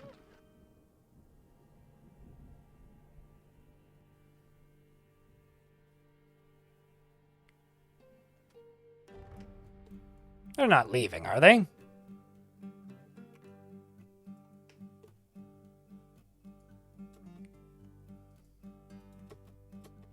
So you're just going to go up there and die. That's what's going to happen.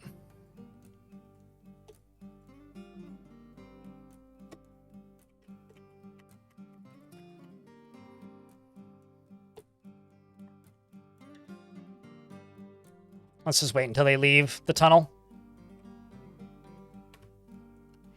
All right, Zalvi, what kind of dwarf would you like? I very much doubt these guys are actually leaving, but... What'd you miss? I've lost my entire military trying to fend off some zombies. That's what you missed. It was terrible. Horrible, even. But the good news is I do have a big enough army that it's not unreasonable for me to military liking dwarf. Chat, if you guys gave me $1 every single time somebody requested a military dwarf, I would easily make an additional $15 to $20 a day. Like, you guys would probably eclipse my ad revenue. Sincerely from me to you. Zalvi, don't take this personally. Why? They all just died! Now I have to just dig through random... Do you want a dwarf with a beard or a dwarf with that isn't a beard?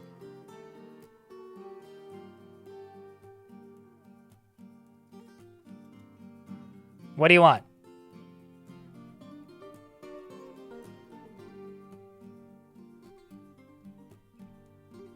I don't know if this ranger likes the military, though, but okay.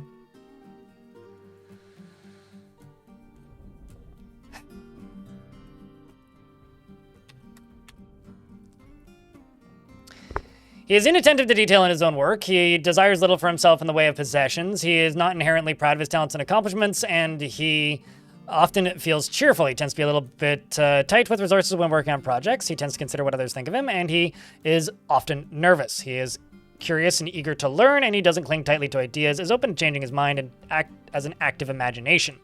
He is conflicted by this for more than one reason and needs alcohol to get through the working day, and doesn't really mind being outdoors at least for a time, and is getting used to tragedy.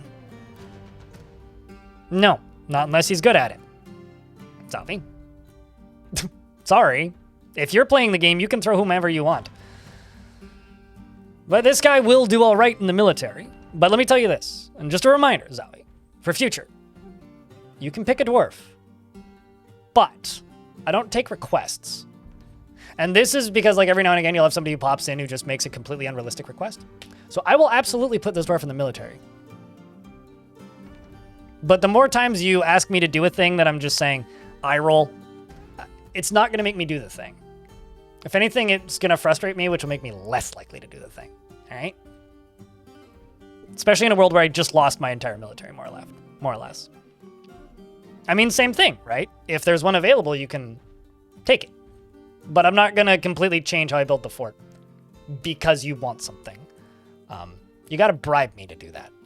Like what Devil Dawn just did. Thanks for the 5-pack of gift subs, man.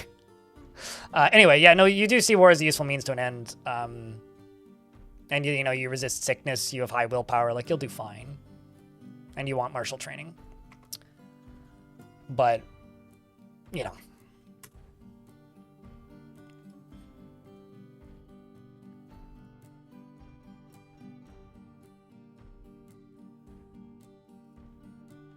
Actually, hold up.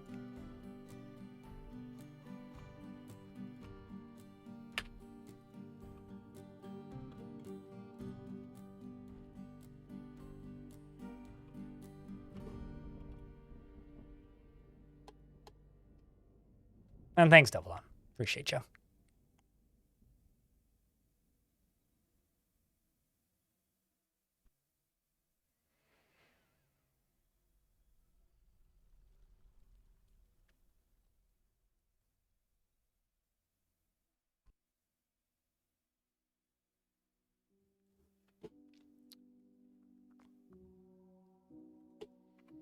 So what I'm going to do is I'm going to probably just ignore the rest of that siege.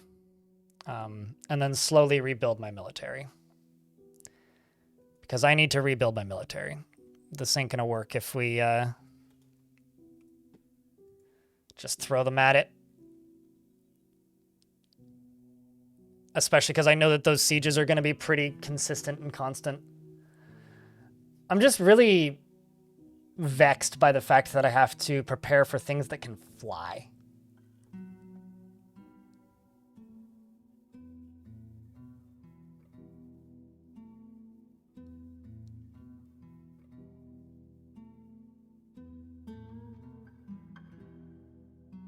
The dwarf that I just added to the military? Darkson? The thing is, for militia captains, I try and have somebody who's like perfect for the military. But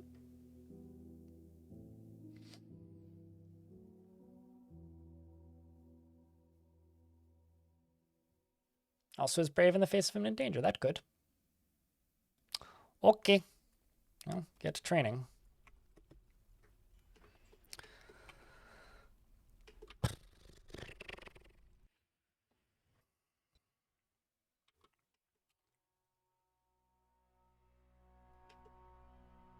Oh, also, I no longer have a chief medical dwarf, so that's not good.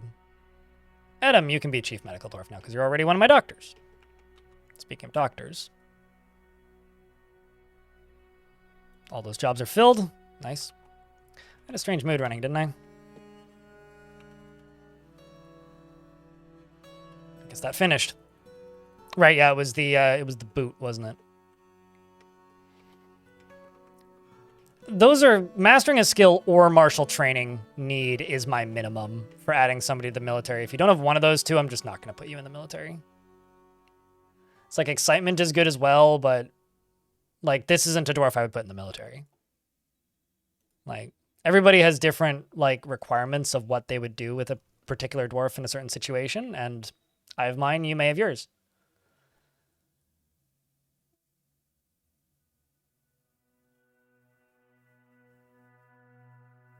The thing is, like, there's kind of two things you can look for. You can look for a dwarf that wouldn't mind being in the military, or you can look for a dwarf that would like being in the military.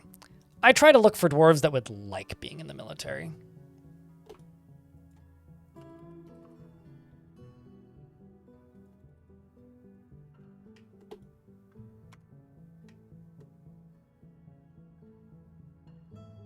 And like, if I know that it's going to piss them off, then I'm just not going to do it.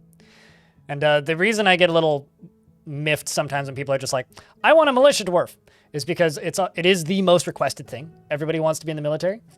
And there are times where it's like, I know that your dwarf is just going to die in like under 90 minutes. And it's like, well, I mean, you could just like ask me to type in exterminate. It'd be easier. Tends to be a little tight with resources when working on projects, is often nervous, curious and eager to learn. How are you with braveness?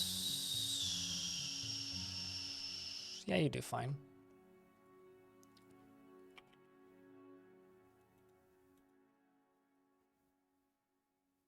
Siege operator, you want to think of this dwarf would probably be a pretty good somebody to study, like a scholar.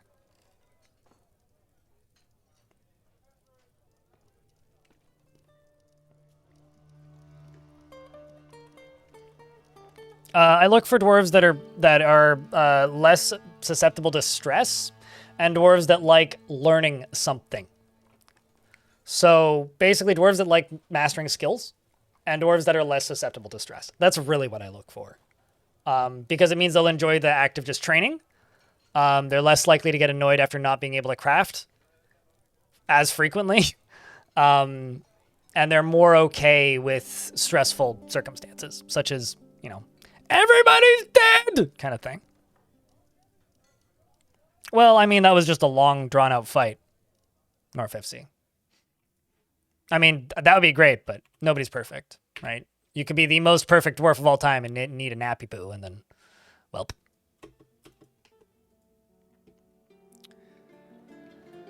Like, this dwarf wants excitement, right? So it's like, well, it's worth looking, but then you want to craft a masterwork, which is like, well, okay. And then it's like, she needs a little excitement now and again, but she's okay with 2 malt, so she'd probably be okay, but wants to craft a masterwork. So I'd rather just let her, you know, go make her masterwork. Once she's made her masterwork, then at that point, all right, well then I could see the reasoning there a little bit.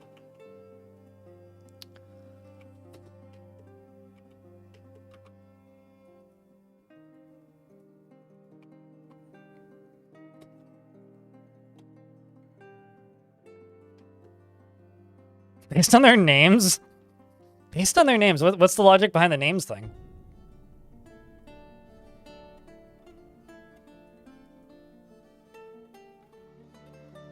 Like, raising a family, I don't necessarily feel is an impediment to them joining the military, but... It's a greedy streak, tends to do flights fancy, curious, you need to learn. I think she is fairly important in the grand scheme of things, can handle stress. She, like, has a sense of duty, like this dwarf will do fine. Oops.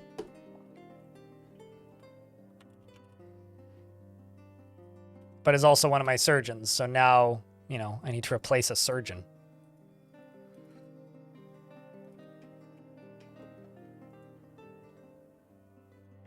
You also want martial training, but like... Okay, poor memory, that's good. You don't get PTSDs easily. Easily to move to mercy, is quick to form negative views about things, prefers to present himself modestly, does not easily fall in love, rarely develops positive feelings, is slow to anger. Like, you'd be fine, in theory. And you also have the needs, so we'll toss you in too.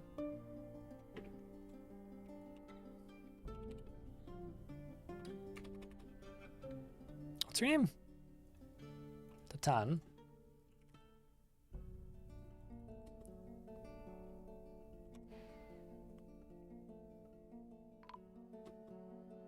I mean, that also presumes that, like... Well, long names often end up meaning that they have 5 notable kills. Which is often why dwarves will have multiple names. But it doesn't necessarily mean that they will be inherently, you know, good in the military, but I find the logic amusing, if nothing else. What do I have for bars? 26. I could do copper armor, which I don't really want to do. Let's just do 10 bronze breastplates or bronze helms. Or can I make bismuth bronze?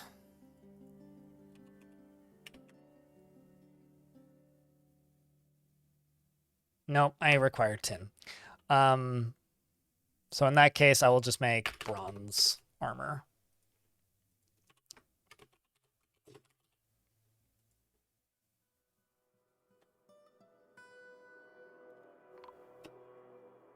Also, let's just remove this real quick.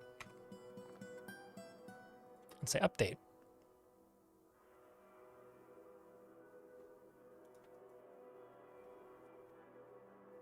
Oh, these are all large. I'm like, what? I can't remember all the thing. There's so much of it. It's all large. It's all large. Marge.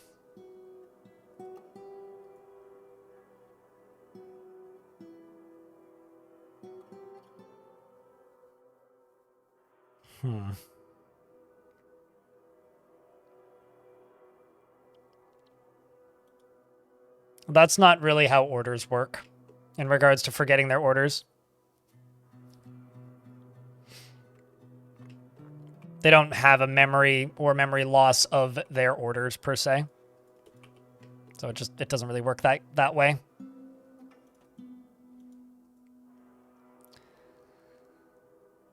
Well, we'll let them work on that. How many more bedrooms do I need? Well, on the bright side, I need less bedrooms. On the bright side. I'm sad I lost those dwarves, but hey.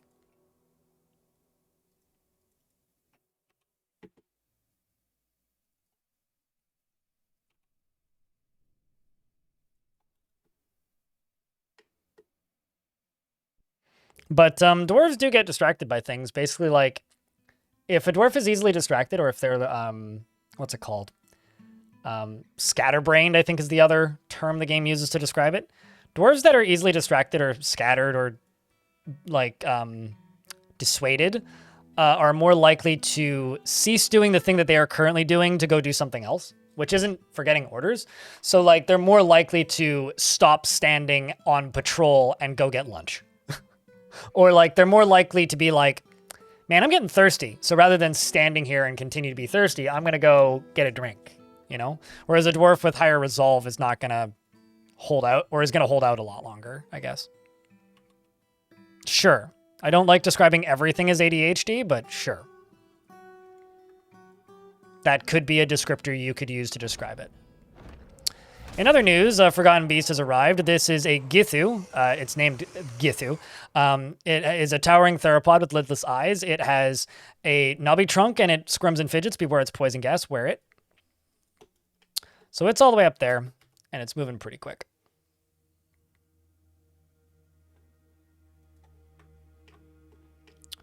Can probably climb my walls. I need to make a burrow that's just inside my fort, which is like these walls.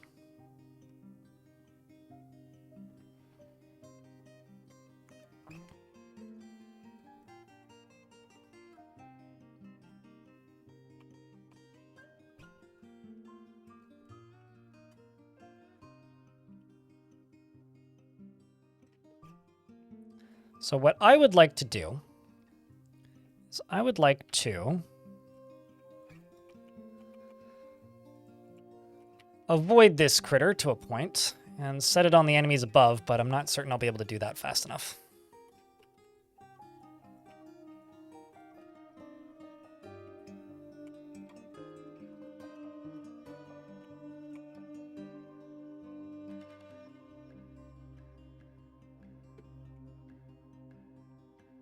I realize I got a corner up top there off, but I will fix that.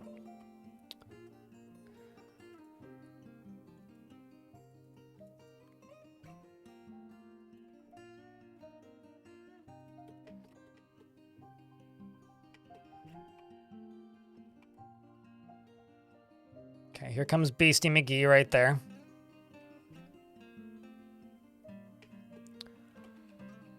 Now the question is, will the dwarves all get inside in time? I'm not convinced they will. These dwarves are all very green. I don't want them to fight it. So let's lock the door. Let's hope somebody can get to it quick enough. I don't think they will. We get to fight it. Wish us luck, chat. Wish us luck. So we've got a bunch of recruits versus this guy, the Sinful.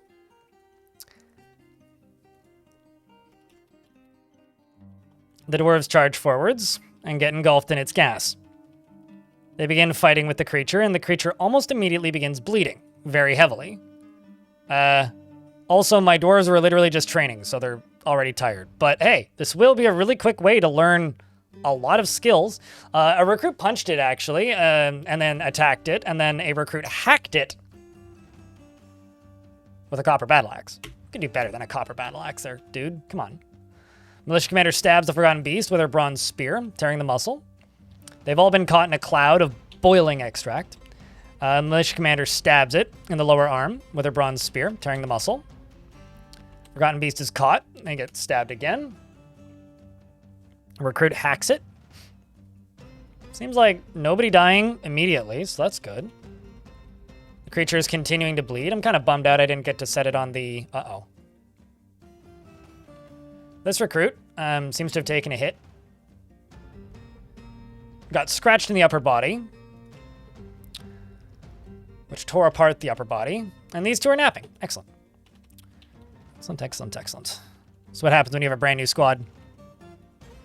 You still bleeding? No.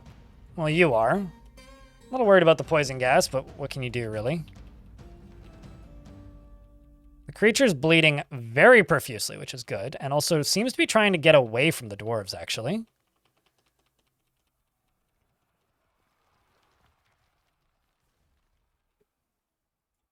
It's still bleeding, but it's not pale. And for every hit that it is getting out, it's actually missing a lot of stuff. I mean, one of my recruits managed to block it. The militia commander stabbed it yet again with a bronze spear. And, oh, that's kind of funny.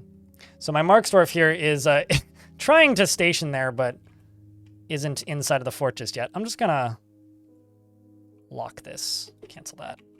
Let's not lock the front door. The dwarves continue fighting with the creature. The creature is now winded, pale, and heavy bleeding. Cannot breathe, so the creature is going to die.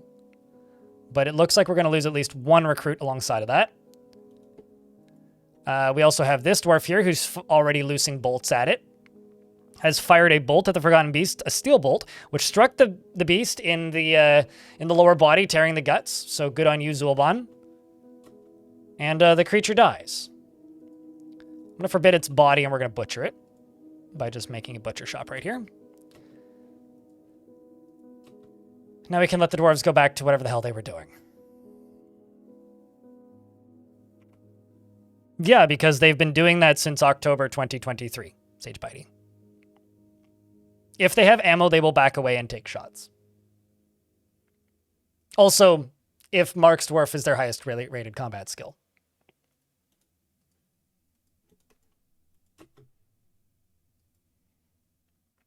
You just never noticed? People just ask when stuff's going to get fixed and don't check if it's been fixed.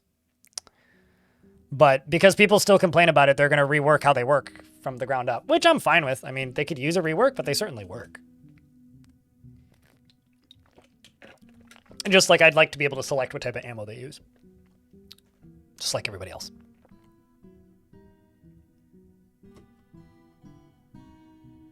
Was that a Forgotten Beast that showed up? Yes.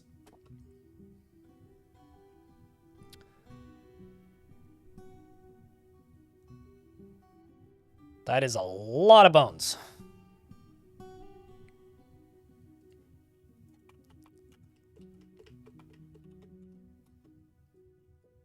Let's go over here and go over here. Go over here. And then go up to here. Say jet. Except these bottom ones will be dolomite.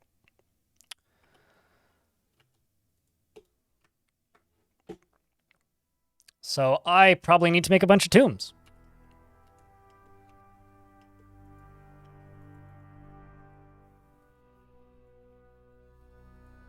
But we should be good. Let's make sure that somebody's putting an object in tomb. Although, actually, I should check if these are even reachable in the burrow, which they are. Same with this area is all reachable, so it should be good. The beat goes on. An emergency bagel? Oh, no. What is on that emergency bagel? What is your emergency bagel dressings of choice?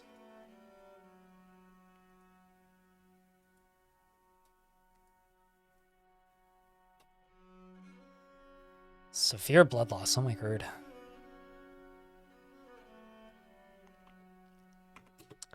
Let's also check this squad and just see. Esm is my weaponsmith. I'm not going to give you that job. Aral, would you be any good in the military? You are a novice hammer dwarf. Dislikes helping others, likes to brawl. Sure. Doesn't try to get things done perfectly. You don't have the need to train combat. Dreams of creating a great work of art. Personally values independence, respects perseverance, and does not respect society to settle in the harmony without debates and strife, like steel. Yeah, we'll let you try it. You probably won't do great, but you're a talented Marksdorf Lycott. You are in the other squad.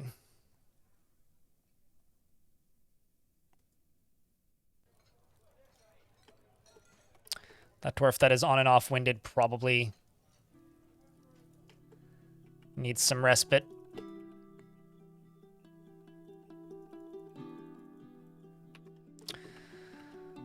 So what I think I'm going to do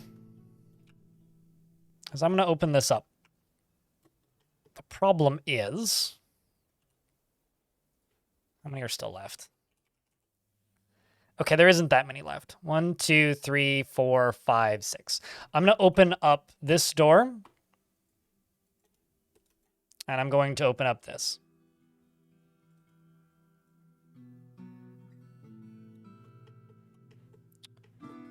Now, these dwarves may leave to go get new gear. They may not. Ideally, they don't. You are, though.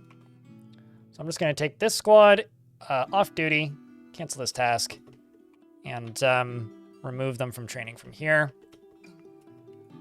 And in your case,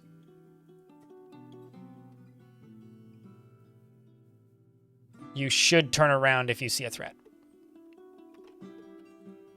Keyword is should.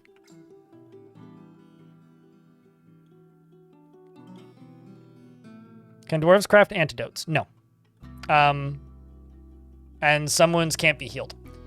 But I have a very limited number of magic potions in the mysterious tower, so I'm going to try and heal Foxrot. But I'm not going to do that until this siege is done. It requires me putting Foxrot into a squad on their own, basically. I don't know how far this dwarf is going to go.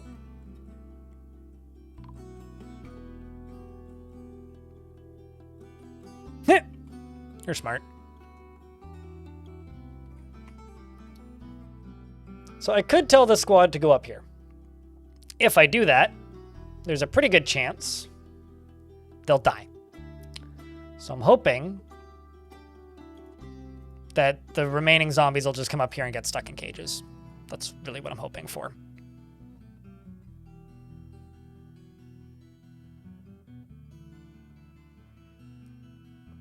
Well, I mean, actually what I do need to do is I need to make soap.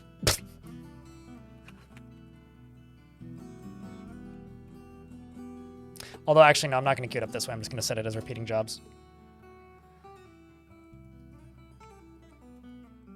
Okay. I'm going to go with option B. I'm going to go be hopeful. I'll send this squad up here. Because there isn't that many zombies left. I'm going to just hope. You have one functional arm, Sir Foxrot. Bad enough that you shouldn't be in the military. You're also walking around on crutches. So I'm just going to hope that these dwarves aren't cave adapted, which they shouldn't be. And also, I'm going to hope that not only are they not cave adapted, but the zombies aren't grouped up, which it doesn't look like they are.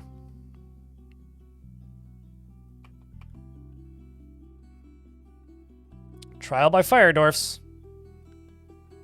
Trial by fire.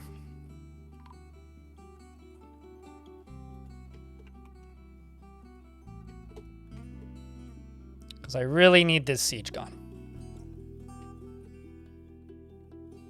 Well, looks like they're not cave adapted, so that's good.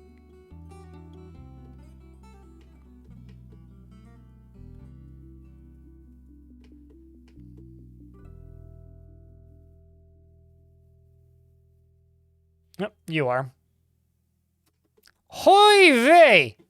I realize they're friendly little boys, but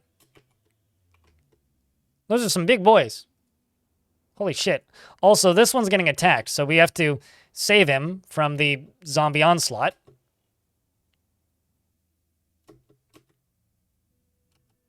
Seems like they've been just going around murdering the poor giant tortoises. Who did nothing wrong. Most certainly. Okay, what undead is left? These two who are all the way the hell over here.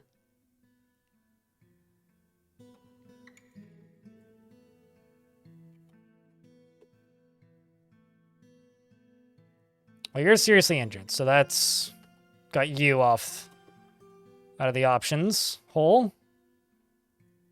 Do you have a weapon? Nope, you're just whacking stuff. Great. Thankfully, this dwarf has a weapon. Isn't very good at it, though. Welp. Anybody else? Running into the meat grinder? Oh, hey! Please let me catch a bunch of giant turtles. That would be great.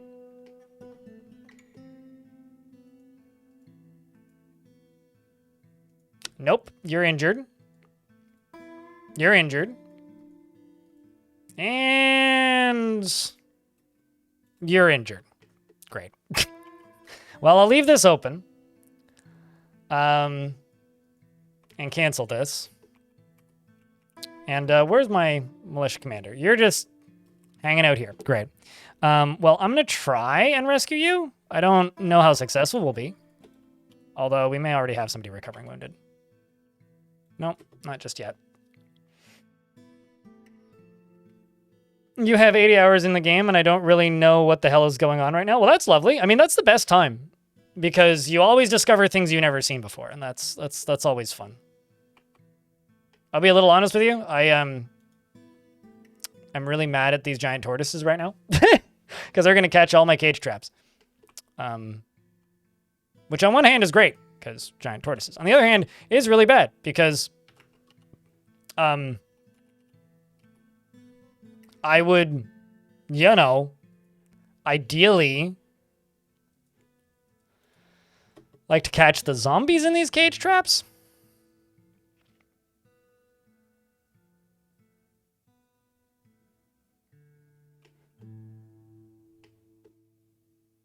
But, you know, it is what it is. Let's see if you can make it out and recover wounded. And then make it back in.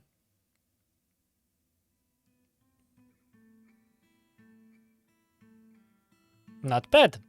Not bad at all. All right, what dudes are left?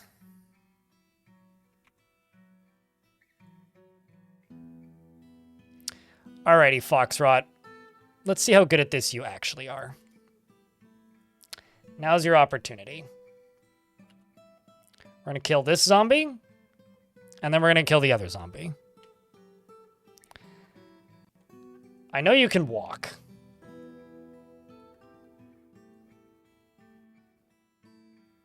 Which is all you really need, right?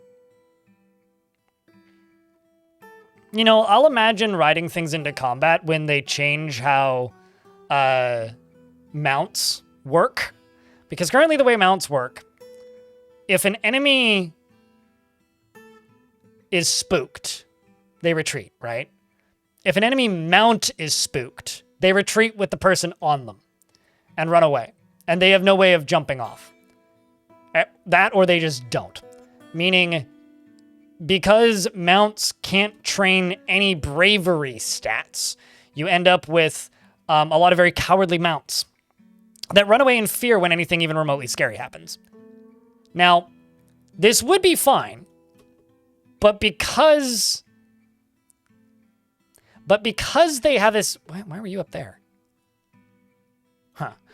Because they have this problem where they also, you know, count as enemy numbers when they retreat. Of course, war-trained animals flee. What do you think the enemy attacks you with?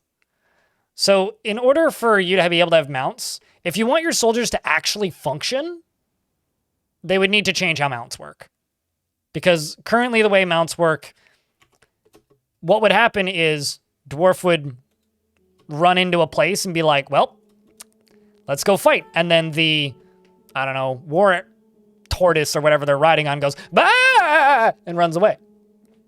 It's not that, like, nothing is immortal to fleeing in Dwarf Fortress, but the problem isn't that they flee. The problem is that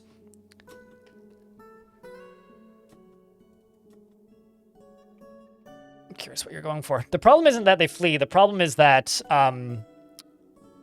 they don't train bravery stats. Like, dwarves get braver after being in the military longer. So do elves and goblins and humans and whatever. Mounts don't. So it doesn't matter how good the mount is. If they decide, I'm scared of this, I'm going to run away. Well, they'll run away.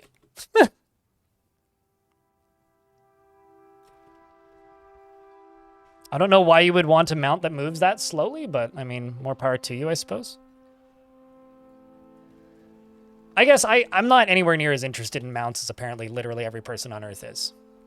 Man, that's a bummer. Sorry, Foxrot. Yeah, I can safely say I don't care about mounts in Dwarf Fortress mode. Adventure mode, sure. Siege weapons are terrible and need to be fully rebuilt from the ground up, which they are doing. So, obviously they're terrible because they need to be fully rebuilt from the ground up, which, like I said, they're doing. There we go. It's one down. Yay, siege is done. Hallelujah. I go trade. And which one was the person that I chucked in? Ah, whatever. Give him a chance.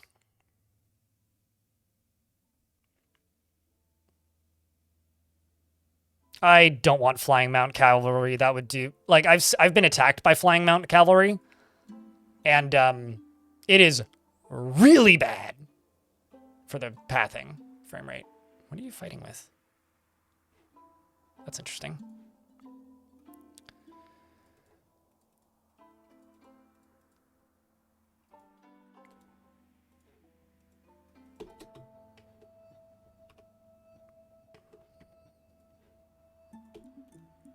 So yeah, I don't know. That's something that, like, I guess I just have a very different idea of what would make that a good mechanic than a lot of people in chat, which is, you know, been proven the same time and time again.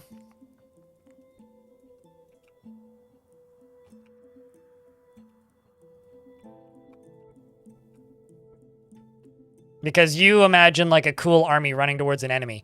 I imagine my stupid dwarves running away in fear. For no reason. That's what I imagine. So, sorry that we have such different mental images to how this would work. You're just brainstorming? Sure. Sure.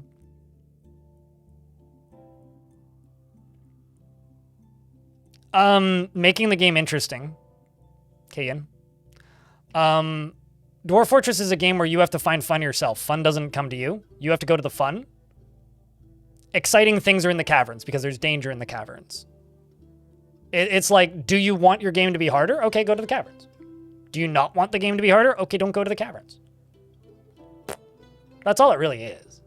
Like, what is the benefit of making the game harder? Well, the game's harder. You know? Although I will say that the default settings of what's it called? The cavern creatures are ridiculously overpowered. They should be weaker. They should not be as abundant or as constant as they are.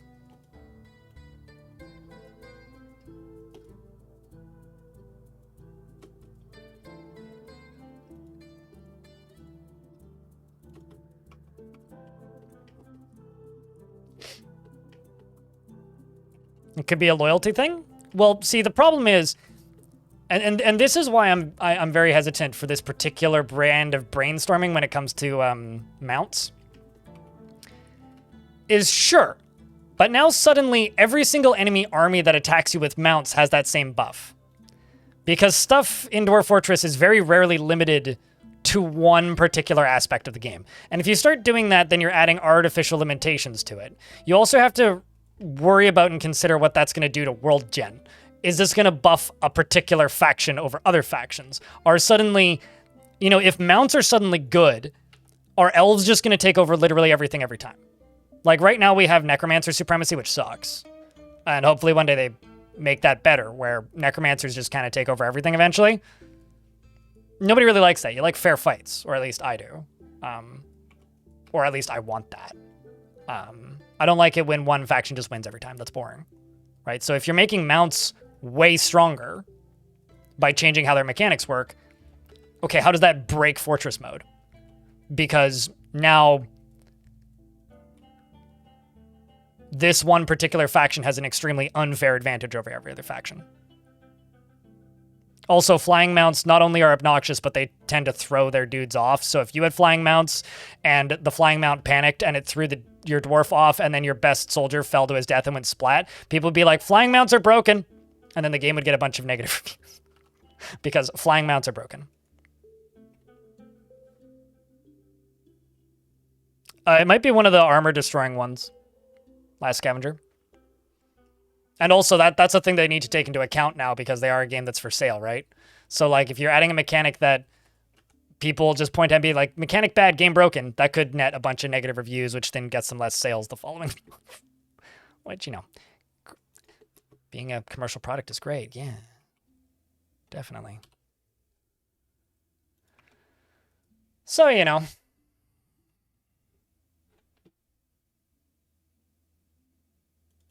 Hopefully I get to train up my military before we get attacked again.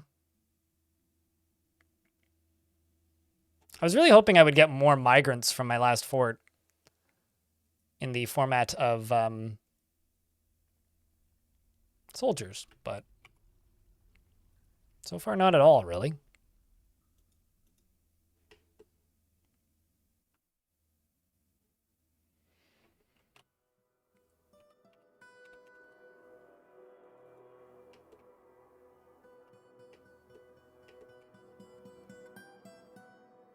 Just need to make sure. I don't know what equipment you're picking up, but you're picking something up. It's probably just clothing from the dwarves that died.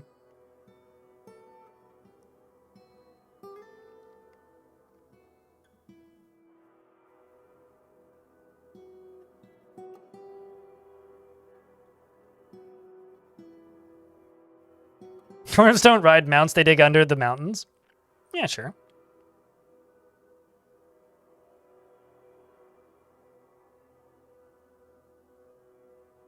Would I care at all about signs? I have a question. Why does it matter what I think? Sure, signs would be nice. I mean, they already exist in... It's just like different shapes of slabs, right? Human cities have them. That'd be a neat thing to build. But why do I care? Why does it matter if I care?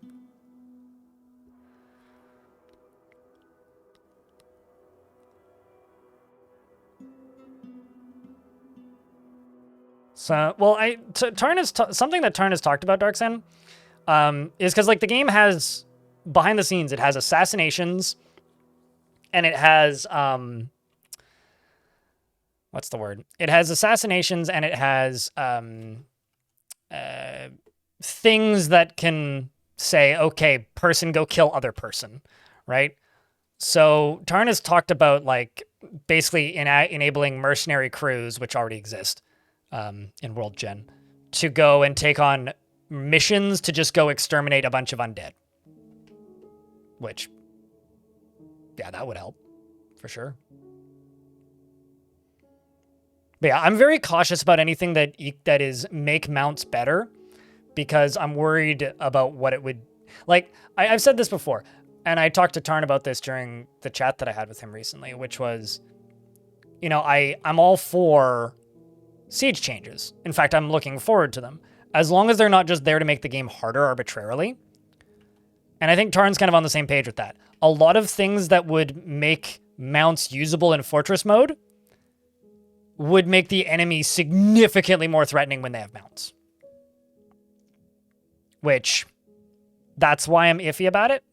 Like, right now, mounts are just kind of hysterical. What I'd prefer over mounts, in fact, like, if you're asking me what I would want, before they make mounts available in Fort mode, I would really like the ability to just add, well, maybe not add, but like properly command war animals as part of a squad. Because right now they stay in burrows. They're